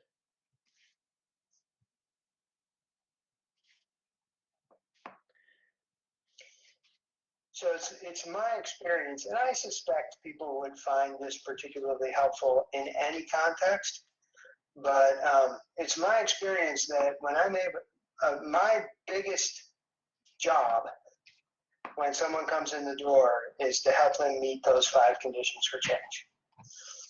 And we may never even really talk about them, objectively, but that's what I'm thinking about.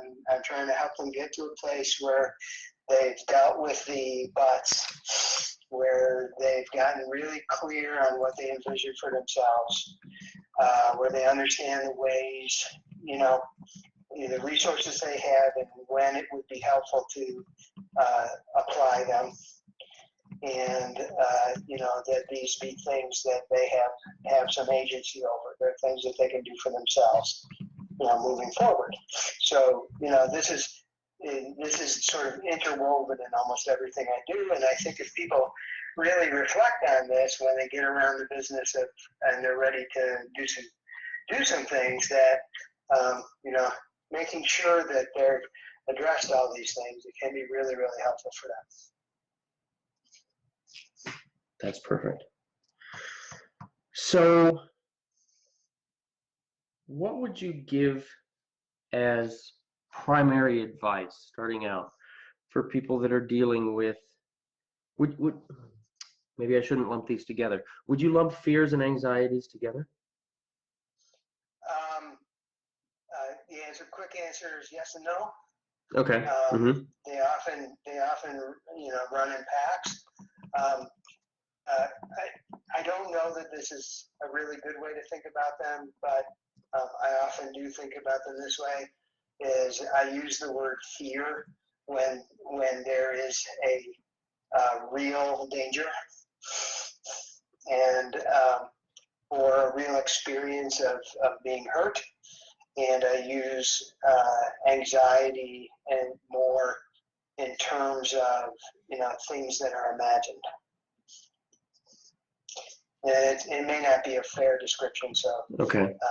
But that's, to me, is somewhat generally helpful. Okay. At least to be thinking about the idea. Well, is there something Because anxiety, fear, whatever you want to call it, is there to keep us safe. So Yes. there are some times where it's really helpful to be afraid.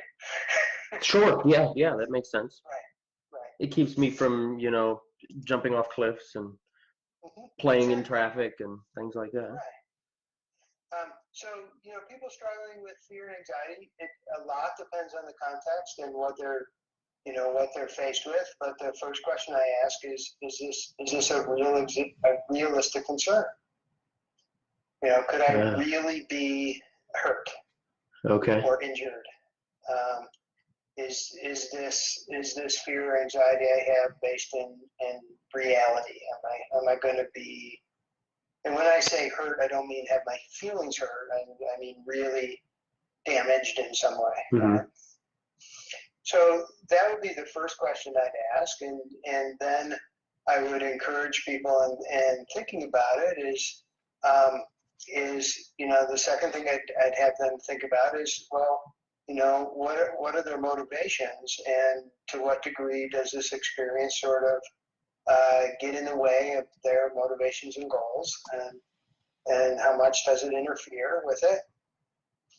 Okay, so my lovely wife has put up with my horse craziness for a long time, and it's coming on 31 years now, and she's not a horse person, right? So she made an attempt at one point and was taking some lessons, and things were going reasonably well, and then the horse spooked at the chickens and she fell off, and she came in that night. She said,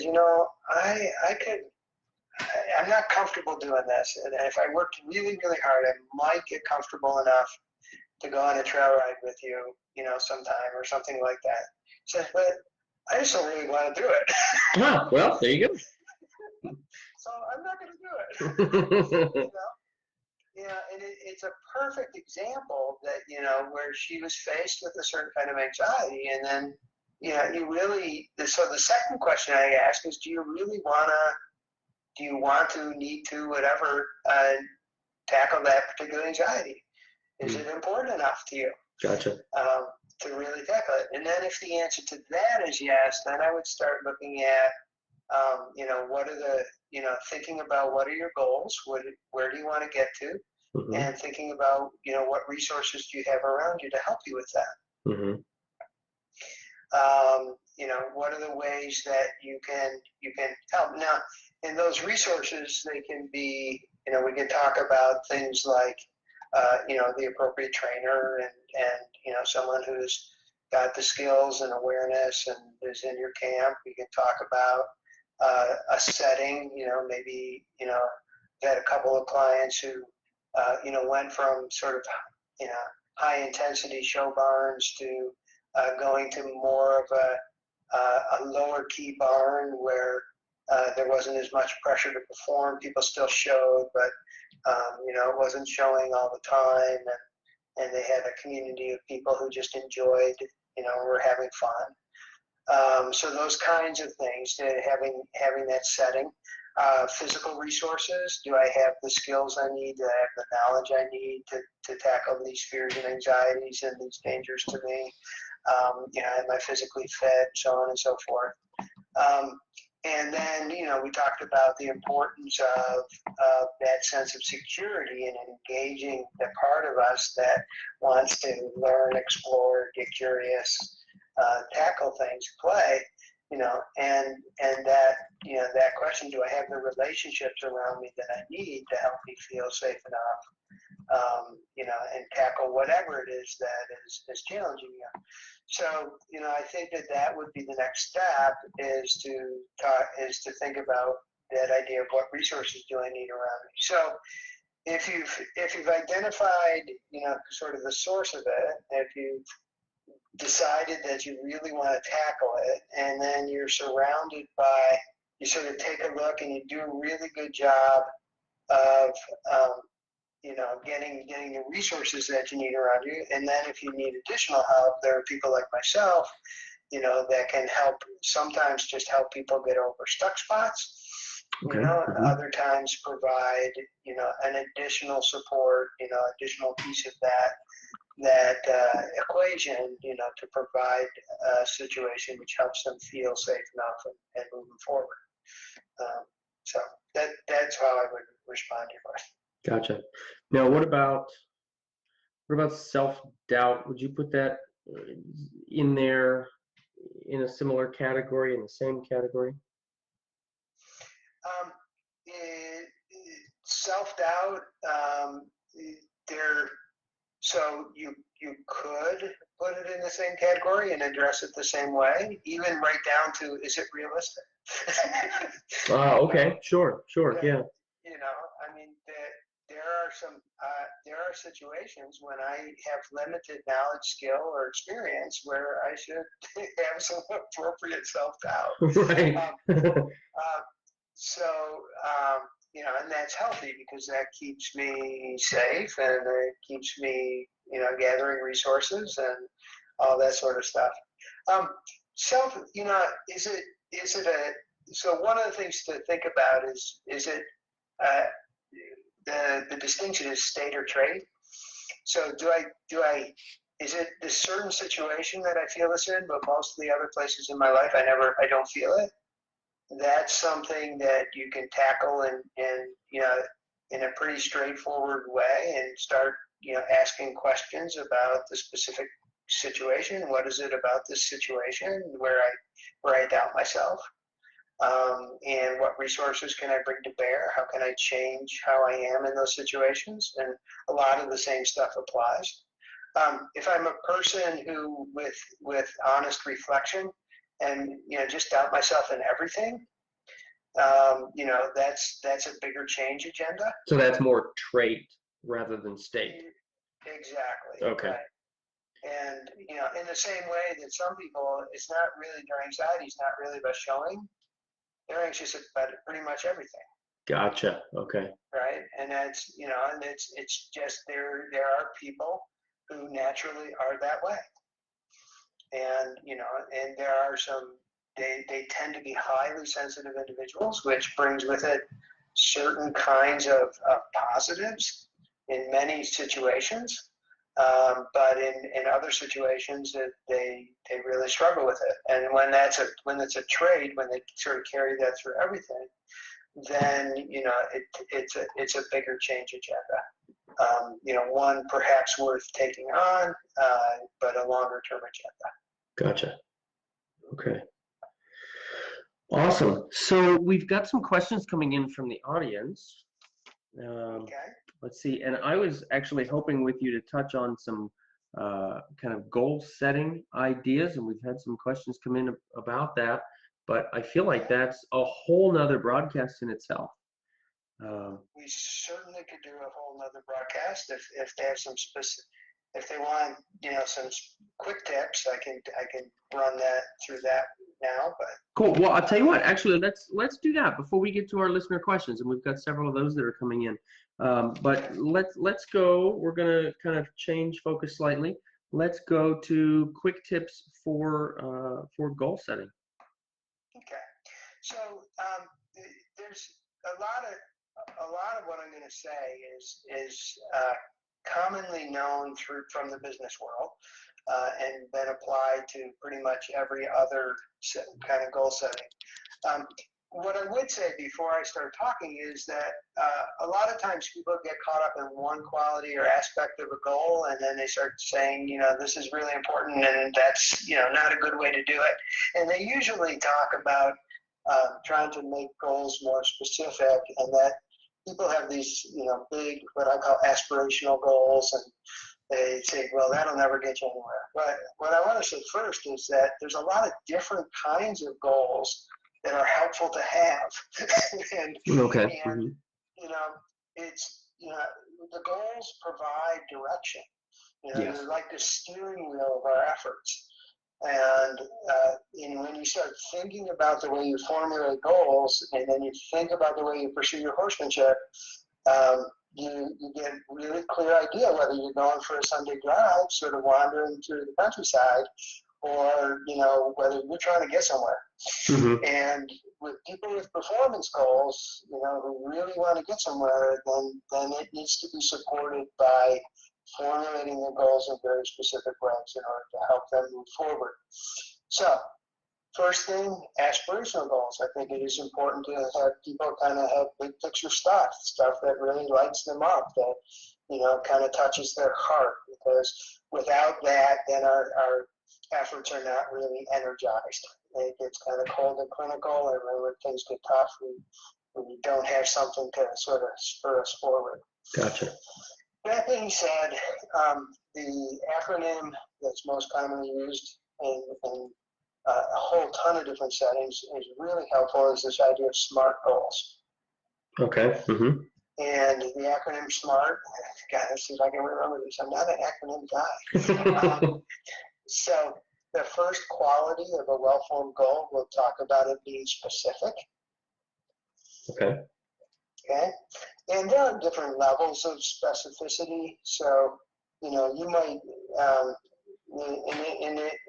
well, so let me get through this first, and then we'll talk about another aspect of it. So, your goal, is it specific? So when you sit down and say, well, I am going to be able to do a shoulder in at the trot with my horse, and both directions, right?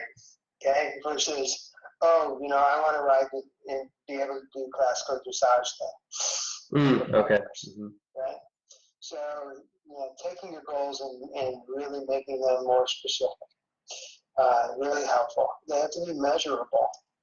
And you really need to have a way of knowing when you've achieved your goal. And part of the reason for this is human beings by nature are terrible at assessing their own progress.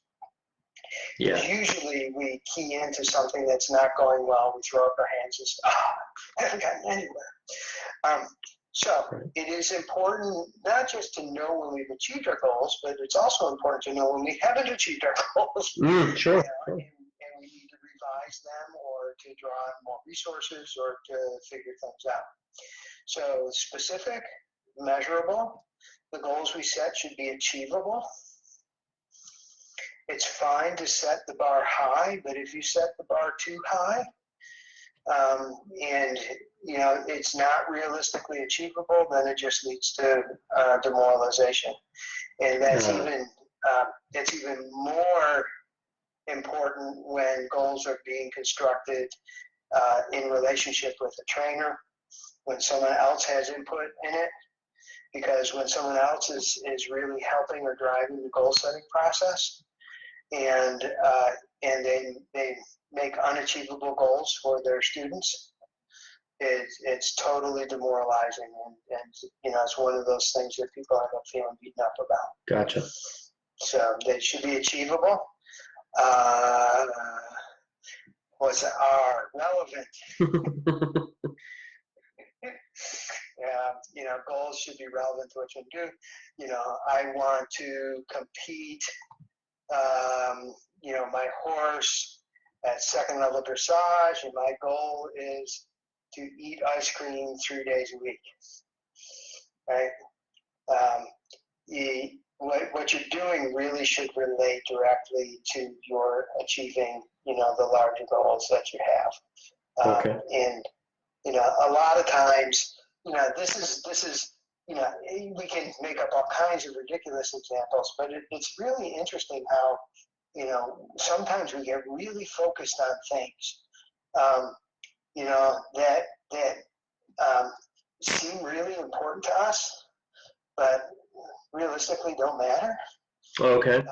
Or don't help us. And that's, it's really helpful a lot of times. And I suggest that people sit down with their instructors and trainers, a couple times a year to go through all this stuff with them, and really talk about where are we going, and how are we going to get there, and how should I be thinking about this, or what are the skills I need to learn, and so on and so forth. Really set up, some realistic goals for themselves.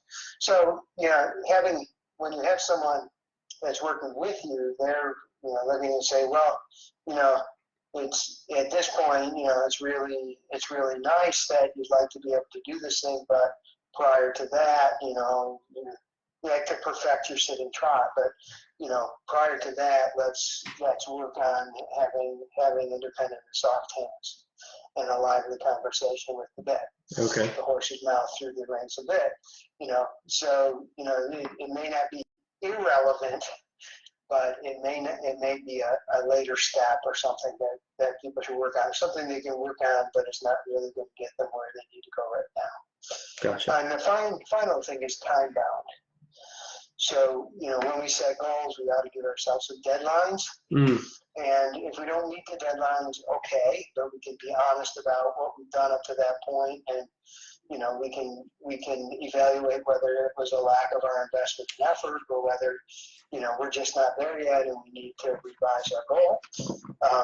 But if we don't have time bounds on our goals, then they just often really drift out and extend out into the ether sphere, and we'll never accomplish things. Gotcha. So that's that. If people remember that acronym, that's a really helpful thing for them. SMART goals, when they're setting goals for themselves. The other thing I was reminded of is there's also a distinction in goals between what we call outcome goals and process goals. Okay. An outcome goal, might be something like, I want to, let's say for me, an outcome goal might be, I want to enter the family class at the Upperville show in 2019. Okay. So I want to do what I need to do to get there. So actually, another outcome goal, I want to win the family class. Okay. Right. So there's this interesting thing about outcome goals that, they can be really helpful. Like, I want to get to the place where I'm competing at this show or that show or the other thing. But once they get focused on things that we don't really control, like blue ribbons, okay, or championships or things of that sort, they become, those kind of outcome goals can be really destructive. They're certainly destructive for kids. You watch these kids, that are, I work with a lot of kids on the A circuit, and, if they've stepped into it in a way that, let's say locally, and they were doing really, really well, and then they step it up a notch, and now, they're only getting a championship every third show they go to, and they're devastated because they're used to winning all the time, and they never sat down and said, my goal is a blue ribbon, but they developed this implicit outcome goal. Yes. Okay. Right? And then they feel frustrated all the time and upset, and then that chips away at their sense of themselves. And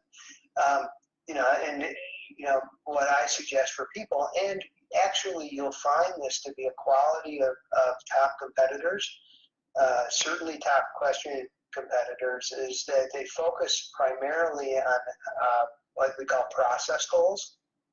So they're looking at their horse's performance in the context of what they're trying to accomplish in their training and where they are at that given time, and did they and their horse put forward a good effort? Did the things that they're working on, make a difference in the performance, whether or not they get a ribbon? Gotcha. So that these competitions are much more kind of like, okay, where are we in this process of getting to wherever it is that we want to be, rather than needing to win a ribbon every time that they're in it. Have to have a particular outcome. Gotcha. Right? So we could say then that the process goal is more developmental, the outcome goal is more thing focused. Right. And it might be developmental for you as a rider, the development of a skill or the application of a skill, or other qualities or characteristics of you as a rider. Could be in your horse, developing strength, could be fine tuning things, and refining things that things that you've chosen to work on and that you can get better. Those kinds of things are things that fall in the process goal category. Okay. Fantastic. Good. That's a lot to think about for sure. And I do think we could certainly do a whole other broadcast getting more specific about these things. So we're gonna definitely have to do that. So a couple of our questions coming in. Let's see. There is one here. I wanted to make sure that I didn't lose it through the comments here, so I wrote it down. What are your thoughts on using EDMR for a rider that has anxiety, fears, etc. after a riding accident? This one came from Rachel, and for our listeners out there, she expanded on that more. The EMDR being eye movement desensitization and reprocessing. Yeah. So what is that? I've not heard of that before. So it actually, historically, there's actually some controversy over how it got started. Uh-oh. But we won't go into that. So EMDR, eye movement desensitization and reprocessing, one of the interesting things about the way we operate in the world is that the way we think is associated to certain eye movements that we make. Oh yes, okay. Right. So, and you can mess around with this with your friends. You can, like, one of the things that you can do is look at them and say, just that you want to ask a question, and do they remember the house they grew up in? What color was the front door? Mm-hmm. Right. And people will, when they do that, they'll either look up to the right or up to the left. And that will tell you where they typically look to remember visual information. And okay. And if they look so you look up for visual information. And you tend to, people look down and to the right when they are processing emotional information. So when there's a reason there's an expression called downright blue. Oh, okay. And people tend to look down and to the left when they're processing auditory information, like internal conversations and stuff like that. So when they're thinking about dialogue in their head, they'll look down and to the left. Now, none of that is essential to know, but the idea, the concept is that the way we process information is connected to our eye movements. This particular intervention capitalizes on that.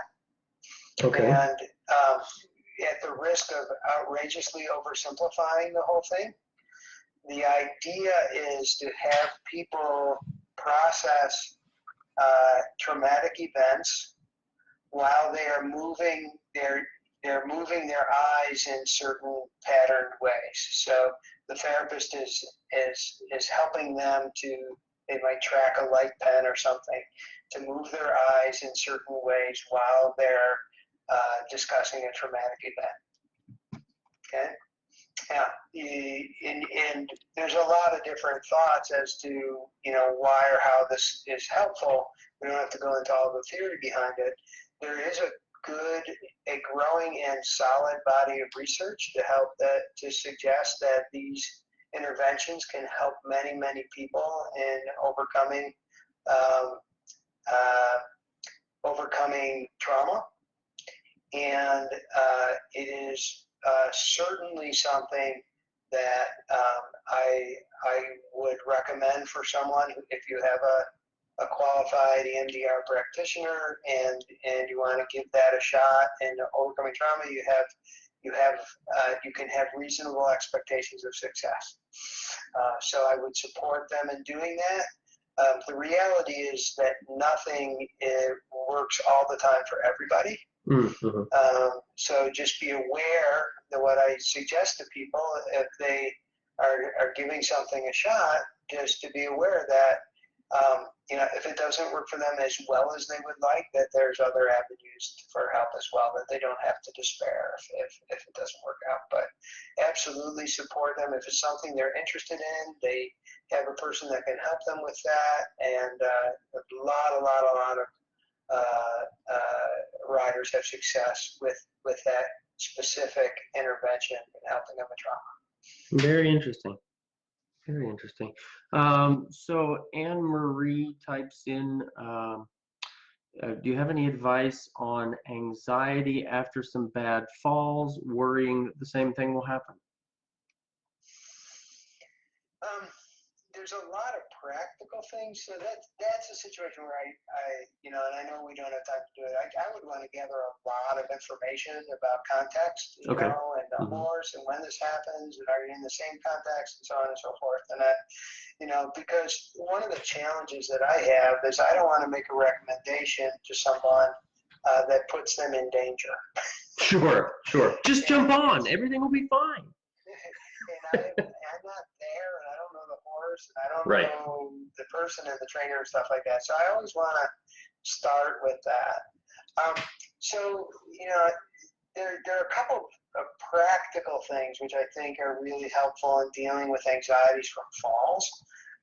And the first one is that if it's connected to one particular horse, and you have access to other horses, ride as many other horses as you can, as often as you can, to start with. So, I often share, people are interested, they can go to my blog, and I still think, there's a few of them up there about when my horse took off on me and dumped me in the field and kicked me in the head. So, spent a couple days in the hospital, and one of the essential things for me in that recovery process was, a few weeks later when I was cleared to ride, that, I went and I was fox hunting with, at another barn, not with this horse. And I was on and I was riding 2 or 3 or 4 other horses, even some challenging ones. And just sort of allowing myself the freedom to ride without the worry of that particular horse was really helpful. The other advice I would give, and it is really, unfortunately, it's like so many things. I'm going to describe a process which is really simple. It's just not easy. And sometimes it really helps to have a consultant there to kind of work you through it so you're making good choices. It's kind of like having someone say, well, how do I train my horse to do a piaffe? And you could describe some things, in a conversation, but really, there's a lot of subtlety that goes into it to help people be successful. But the basic idea in dealing with your anxiety is to set up a situation where you can step a little bit out of your comfort zone. And, we talked about early on about that importance of feeling safe enough, right, to engage your willingness to step out of your zone. And that idea is important, is that you step a little bit out. The other thing which is really, really important is that once you step out of your comfort zone, don't jump back into it right away. Stay out there and outside your comfort zone until you start to calm down and feel a little more comfortable, and then reward yourself by stepping back into your comfort zone. I was the same story. I got on Rebel that first time after the accident, and I thought that was the hardest thing I ever did. I got on, walked them around the arena, trotted around, jumped off and said, I got to do it. I'm so brave. Yes. Right? Well, actually, the hardest thing I ever did was getting on him the next time, because what I realized was that I wasn't on him long enough, and what I did is I rewarded myself for getting off. Okay, yeah, sure. Myself for getting on. That and that next time it was like 3 times more difficult to get on, and then I did less, but I stayed there until my heart rate went down, and I was saying like, okay, I could do some more. Now I'll reward myself and we'll get off. Gotcha. The third thing I would say about that situation, and you can, as you're doing this, do things that stretch you a little bit. The third thing is it takes consistency. So not everyone has the same same opportunity. But the more frequently you do this thing, the more you can expect things to resolve themselves. Okay, in the sense that if you're and I had this experience because it took years actually I remember it was about 2 years ago, a year and a half ago, I remember turning to my son saying, oh, I rode Rebel today and I didn't think about dying, And, Yeah. But over those years, I would ride consistently for a few months and then he'd be off for a while, because I didn't have an arena. I had to wait for good weather, and he was ridden. I did it very inconsistently. So the more consistent you can be about it, the more you can build that sense of comfort. The other thing, though, in this case, because if part of what she's describing is what's called anticipatory anxiety. So yes, it's almost like the anxiety is not really about riding the horse. It's just thinking about and worrying about what could possibly happen down the road. okay, And there's a couple of things that can be helpful with anticipatory anxiety. The first thing that I would be thinking about is what if that whatever it was to happen again, are there things that she could do to prepare herself in ways that would keep her safer? So, if I know, for example, that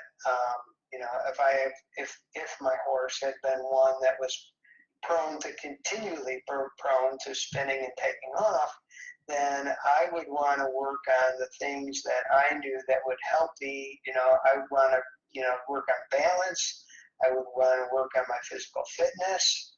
I would want to do things on horses that would challenge that, so that I felt that if he were to spin, that I'd have a better shot at staying on.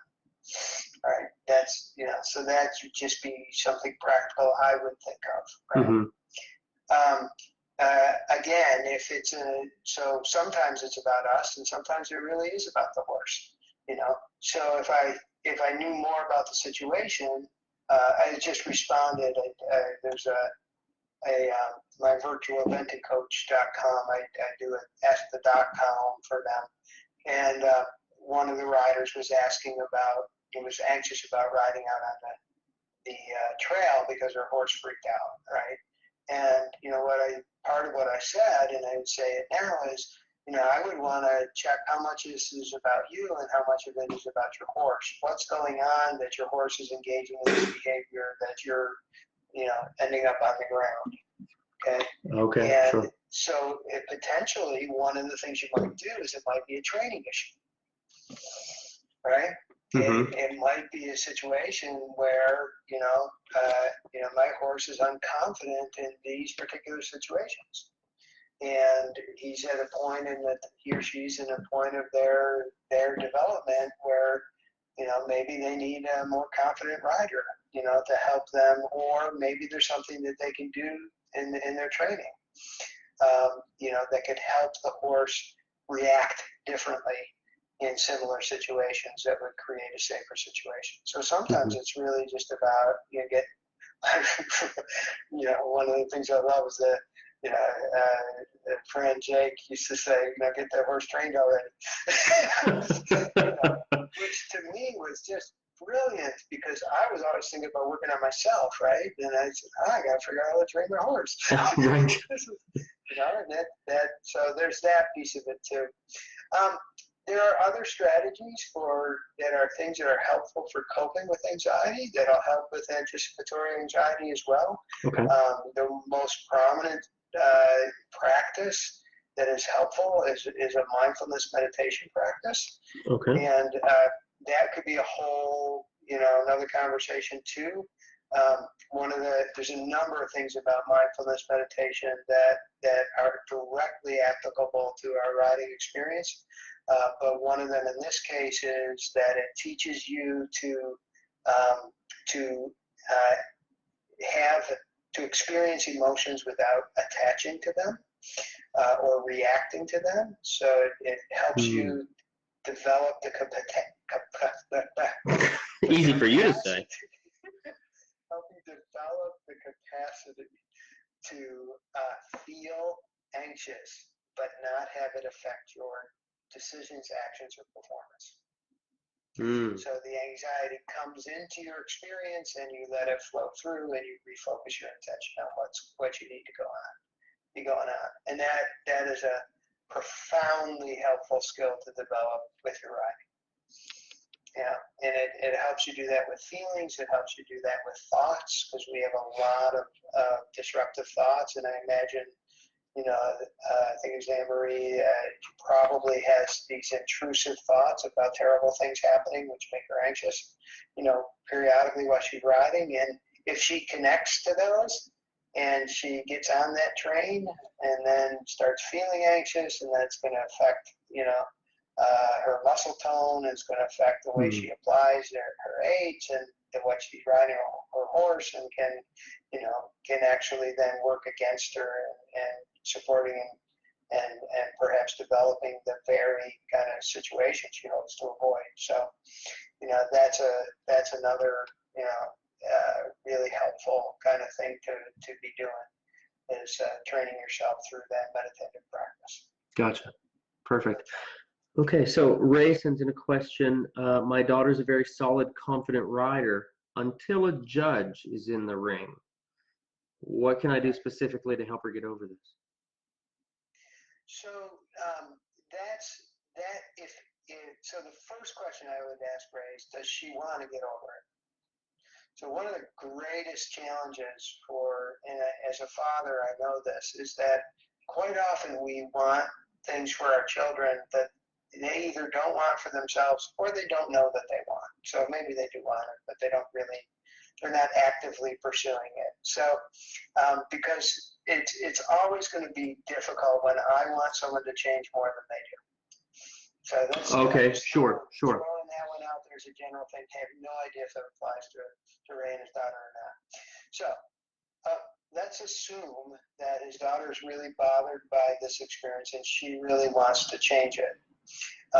That's the kind of situation that the NLP strategies and hypnotherapy strategies we talked about earlier can be really, really helpful. Because what you would be working on is repatterning her association between having a judge in the ring and how she feels. Right? So, and that is one of those things which is about meaning making. That, there's something about, being judged that for her that has a significant meaning for her. Gotcha. Yes. So that being said, in terms of strategies that he can help her develop for herself, couple of different things. I just talked about the mindfulness meditation stuff. The idea of being able to feel uncomfortable without reacting or responding to it. It just sort of mediates the impact of these uncomfortable feelings.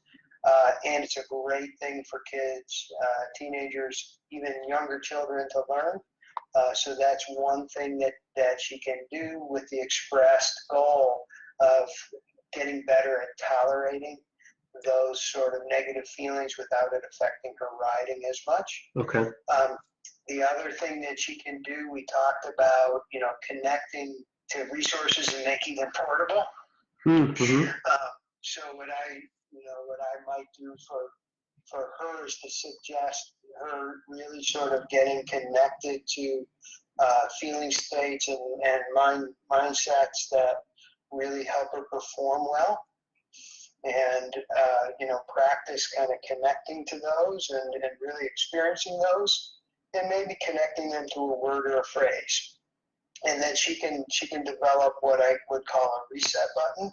Okay. So she gets into that ring, she finds herself having a less than desirable reaction because the judge is there, and then she can have that resource, fire off that resource. And I did that, I think, like we talked, I think that was the one that you posted in the 5-Bit Friday.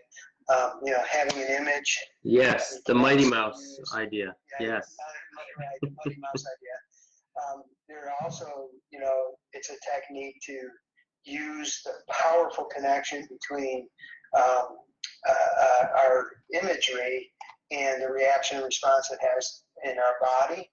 And if she comes up with a really vivid image which encompasses or encapsulates some really good stuff, she can use that also as a reset button in the ring, where she can kick off that image, kind of make her smile, and can help her in that account. It might help, just in terms of bigger picture stuff.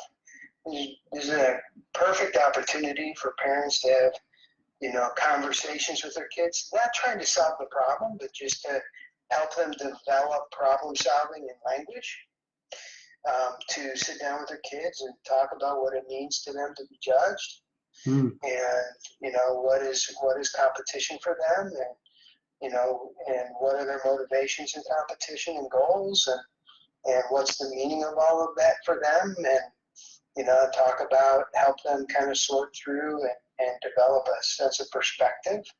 And the only thing I would say to parents is, in those conversations, a lot more listening and a lot less teaching, because we always try to get our point across. And sometimes it's more helpful just to encourage them to be talking and thinking about it, rather than to be targeting a particular, thought outcome, wanting them to learn a particular lesson. So I would say all those things might be helpful for that. Gotcha.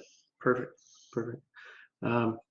Lori asks, how do you get over the frustration and depression when you're unable to ride? She says, I know it's a huge topic, but maybe there's some tips. And so backstory for Lori is I know Lori well. Okay, yes, you know Lori. Yes. Right. So she's got, for our listeners that don't know Lori, she's got some injuries that are definitely preventing her from riding, and she's been dealing with these injuries for quite a while now.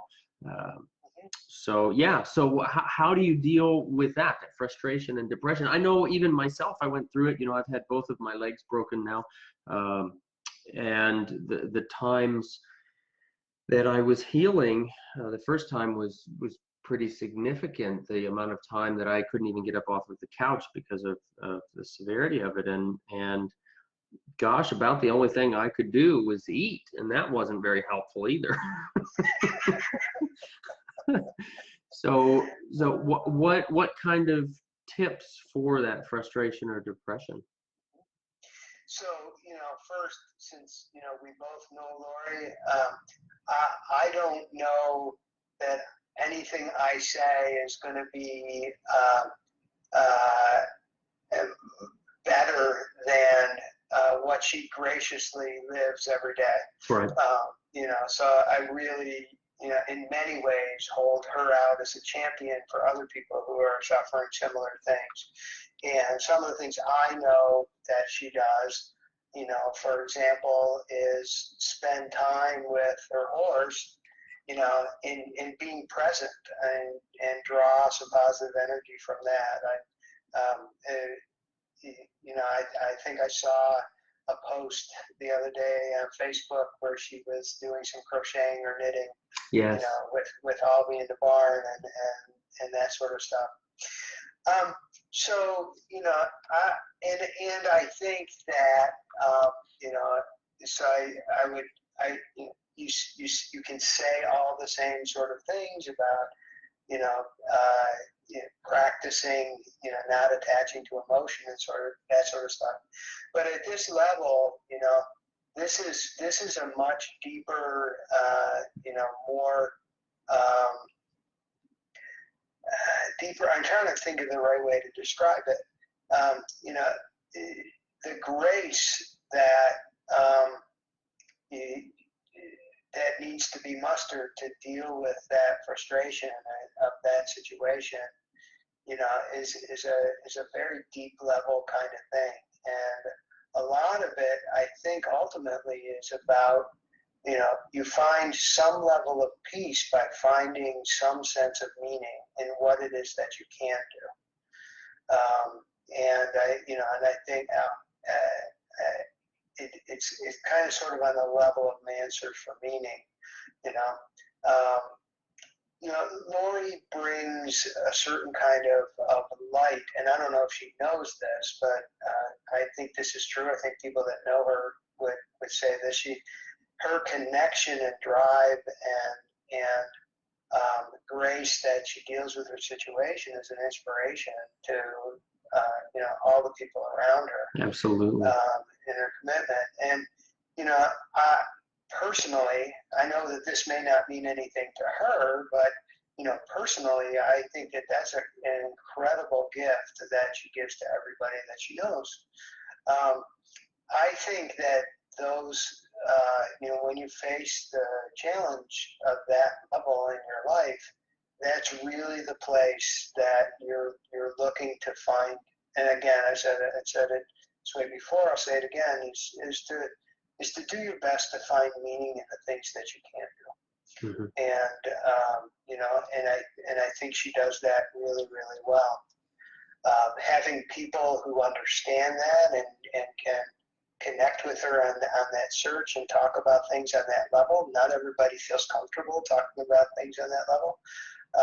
Can be really helpful to people in similar situations, as they sort of noodle it through and can be honest about, the difficult thoughts and feelings that they have and the frustrations that they do have around it. Give them some freedom to do that. And, also that also can free up, the willingness. It helps people feel a little more emotionally safe, again, getting back to that idea, and then we can get a little more curious and creative about, what meanings we can make of this and what we can do that would make us feel good about this. So, I feel at a loss because, that's just not an easy thing. So. Right. Mm-hmm. And she does do an absolutely amazing job, like you said. It's nothing short of inspirational. Absolutely. Right, and yet at the same time, I appreciate that doesn't, that she lives with that frustration every day. So. Right. Mm-hmm. She sends a message saying that you're making her cry. Well, it's these kinds of things. There are a couple situations in life I wish I really did have a magic wand. Yes, right. And this clearly is one of them. Yes, absolutely. Okay, let's see. That's that's looking good there. All right, so I think we're definitely going to have to schedule at some point in the future here another broadcast, because I feel like there's so many things that we could dive even deeper into. But I want to be respectful of your time as well as everyone else's. And we're doing well at the 2.5 hour mark now here on this. So someone suggested to me the other day that maybe we should schedule intermissions every hour, kind of like I was reminded of the Gone with the Wind, halfway through the movie there was a screen that came up for a 5-minute intermission, but no, this is fantastic. Thank you so much. So so if you're keen on it, I've got some wrap-up questions here to close us out. Fire away. All right, perfect. So if there was one specific thing that you could recommend for riders to focus on, I'm going to adjust this question, as a primary means of improving their psychology in their horsemanship, what would that recommendation be? It'd be two. Focus on the positive, what you want to do, and sign up for Headspace. Headspace. That was, you mentioned that earlier. That's an app, correct? Yeah.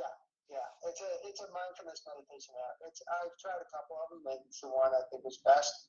And it's super, really, really good at what it does. So mindfulness meditation, that would be the short answer to that. That really encompasses and helps you develop a whole number of skills that are really, really helpful. Interesting. Very cool. I'm going to have to look for that. Probably not something I should be doing while I'm driving down the road, though, right? No, but you can do amazing mindfulness meditations driving down the road, because mindfulness is a state of heightened awareness. Okay. And that's, for years, my whole meditation practice was driving back and forth to the office. Interesting. Okay. Perfect. Yeah, absolutely. Perfect. I'll be looking that up. That's the Headspace app for anybody who missed that. Okay. If you could ride with anyone, past or present, who would it be and why? So present, and it's sort of, I'm actually working on this, would be to ride with Bertrand Revel. And I got a chance to watch him teach in the Dressage instructor training course. Loved it, and I guess maybe, I don't even know if I want to ride with Philippe. I mean, I guess I would, because that'd be so cool. But I just think that I have a lot to learn from Bertrand, and I'm really captivated by the classical dressage and stuff that I've been working with here. So that would be that one. Can I throw in another one? Sure. Yeah. And we don't have time to tell the story, but Captain Saunders, Captain Istvan Serenity Saunders, I'd like to throw his name out, because I don't know if anybody even knows him. He was on the Hungarian Atlantic team. I was going to ask you about him, actually. You mentioned him in your introduction, that you went off to college instead of going to ride with him, correct? Right. And the circumstances of my meeting him, it's a very funny story. So, but I'd love to keep his name alive, and that's always a I wonder what if kind of thing. I would love to just be able to magically go back and kind of live out that different life and to see where that ended, because really, really love that man, and he did amazing things for me. So, yeah. Very cool. Those two. All right, perfect. What is your present personal definition of horsemanship?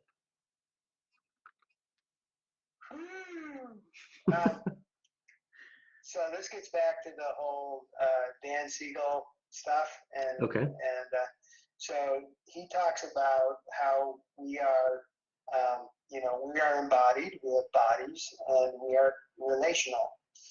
And he talks about us as a complex system, and that who we are is an emergent quality of that system. So what I've been thinking about lately is that, certainly I could draw boundaries around who I am as a person, and you could draw a boundary around whether that's a horse as an equine. And I think that when you put the two together, it creates a whole other entity. So there's some emergent quality that organizes that interaction between me and my horse. And so my definition of horsemanship right now is exploring that relationship in a way that seeks wellness, in the way that we talked about it before: flexibility, adaptability, cohesiveness, energized and stable. So I know that's a really kind of way out there kind of answer, but that's where I'm at right now. That's what horsemanship is to me. It's about exploring, that which comes out of that relationship, and what ways can we make that healthy and well and dynamic and whatever that happens to be. I love it. There's a lot of thinking into that. I love it. What book are you currently reading, or what was the last book you read? I told you, it's just random questions. Yeah, that's fine. I know the book I'm currently reading is Interpersonal Neurobiology, and the one I just finished. A little light reading there, right? Yeah, and the one I just finished is Mind: The Journey to the Heart of Being Human. Oh, nice. Yeah. Nice. Okay. Stealing a question from podcaster Tim Ferriss. If you had a giant billboard to print any message you wanted on for the whole world to see, what would the message be? Wow.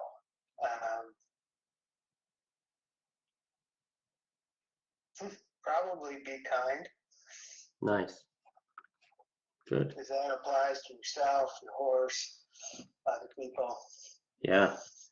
That's everything. Be kind. I like it. How can folks find you? They can find me lots of different ways. Facebook page, Riding Fire LLC. I have a personal page, Paul Haefner. I have a website,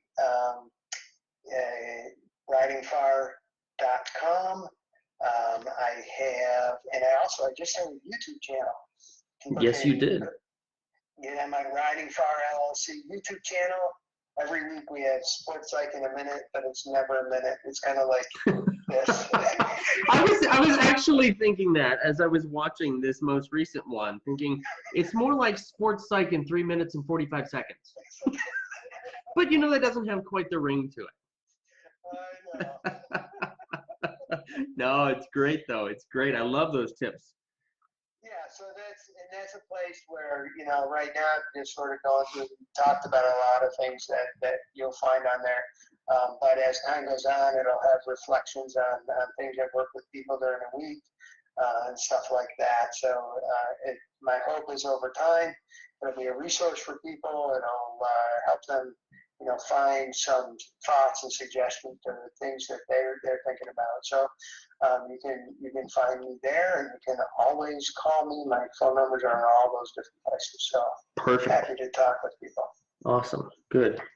Okay, so one of the things that I try to do with each of the broadcasts that I do personally and with guests is that I try to end or leave with a question of the day where we ask questions of the audience. I've been asking you questions all this time. The audience has been asking questions. Now, when we do this and I have a guest on, the guest gets to ask the question of the day. So I'm going to turn this over to you. You get to ask a question of our audience now. What would that question of the day be? That question of the day would be the first question I always ask whenever I'm gathered with people. And that is, what is it in your horsemanship do you feel you do well? Oh, that's a good question. I like that. I can't wait to see everybody's answers to that one. What is it in your horsemanship that you feel like you do well? Did I get that right? Yep. That's awesome. Perfect. Well, Paul, Dr. Haefner, this has been an absolute blast. Thank you so much for joining me for this. Thank you. I really, really enjoyed it. It's an honor to be on, and really, really enjoyed. It's rare to cover so many topics. Right. So that's been really fun for me too. Yes. Thank you for the opportunity. Good. Absolutely. Thank you so much. Thank you so much. Hang on just one moment and I'll close this out here. Okay. Gang, I want to thank you so much for tuning in for episode number 35 of Talking About Horses. I really appreciate you giving Paul and I your ear for this time. Please remember that if you've missed any of it, you can access the full broadcast through Facebook, YouTube, from iTunes, or by streaming directly from my website by accessing the Talking About Horses page from the Education drop-down menu. Through whatever platform you're listening, please be sure that you give us a rating, a comment, a review, and share with your friends. Your word of mouth and support is the fuel for this fire. Thanks so much, gang. Thank you so much for listening to this episode of Talking About Horses with Patrick King. If you enjoyed today's show, please leave a review and subscribe. For more great content and to stay up to date, visit pkhorsemanship.com. We'll catch you next time.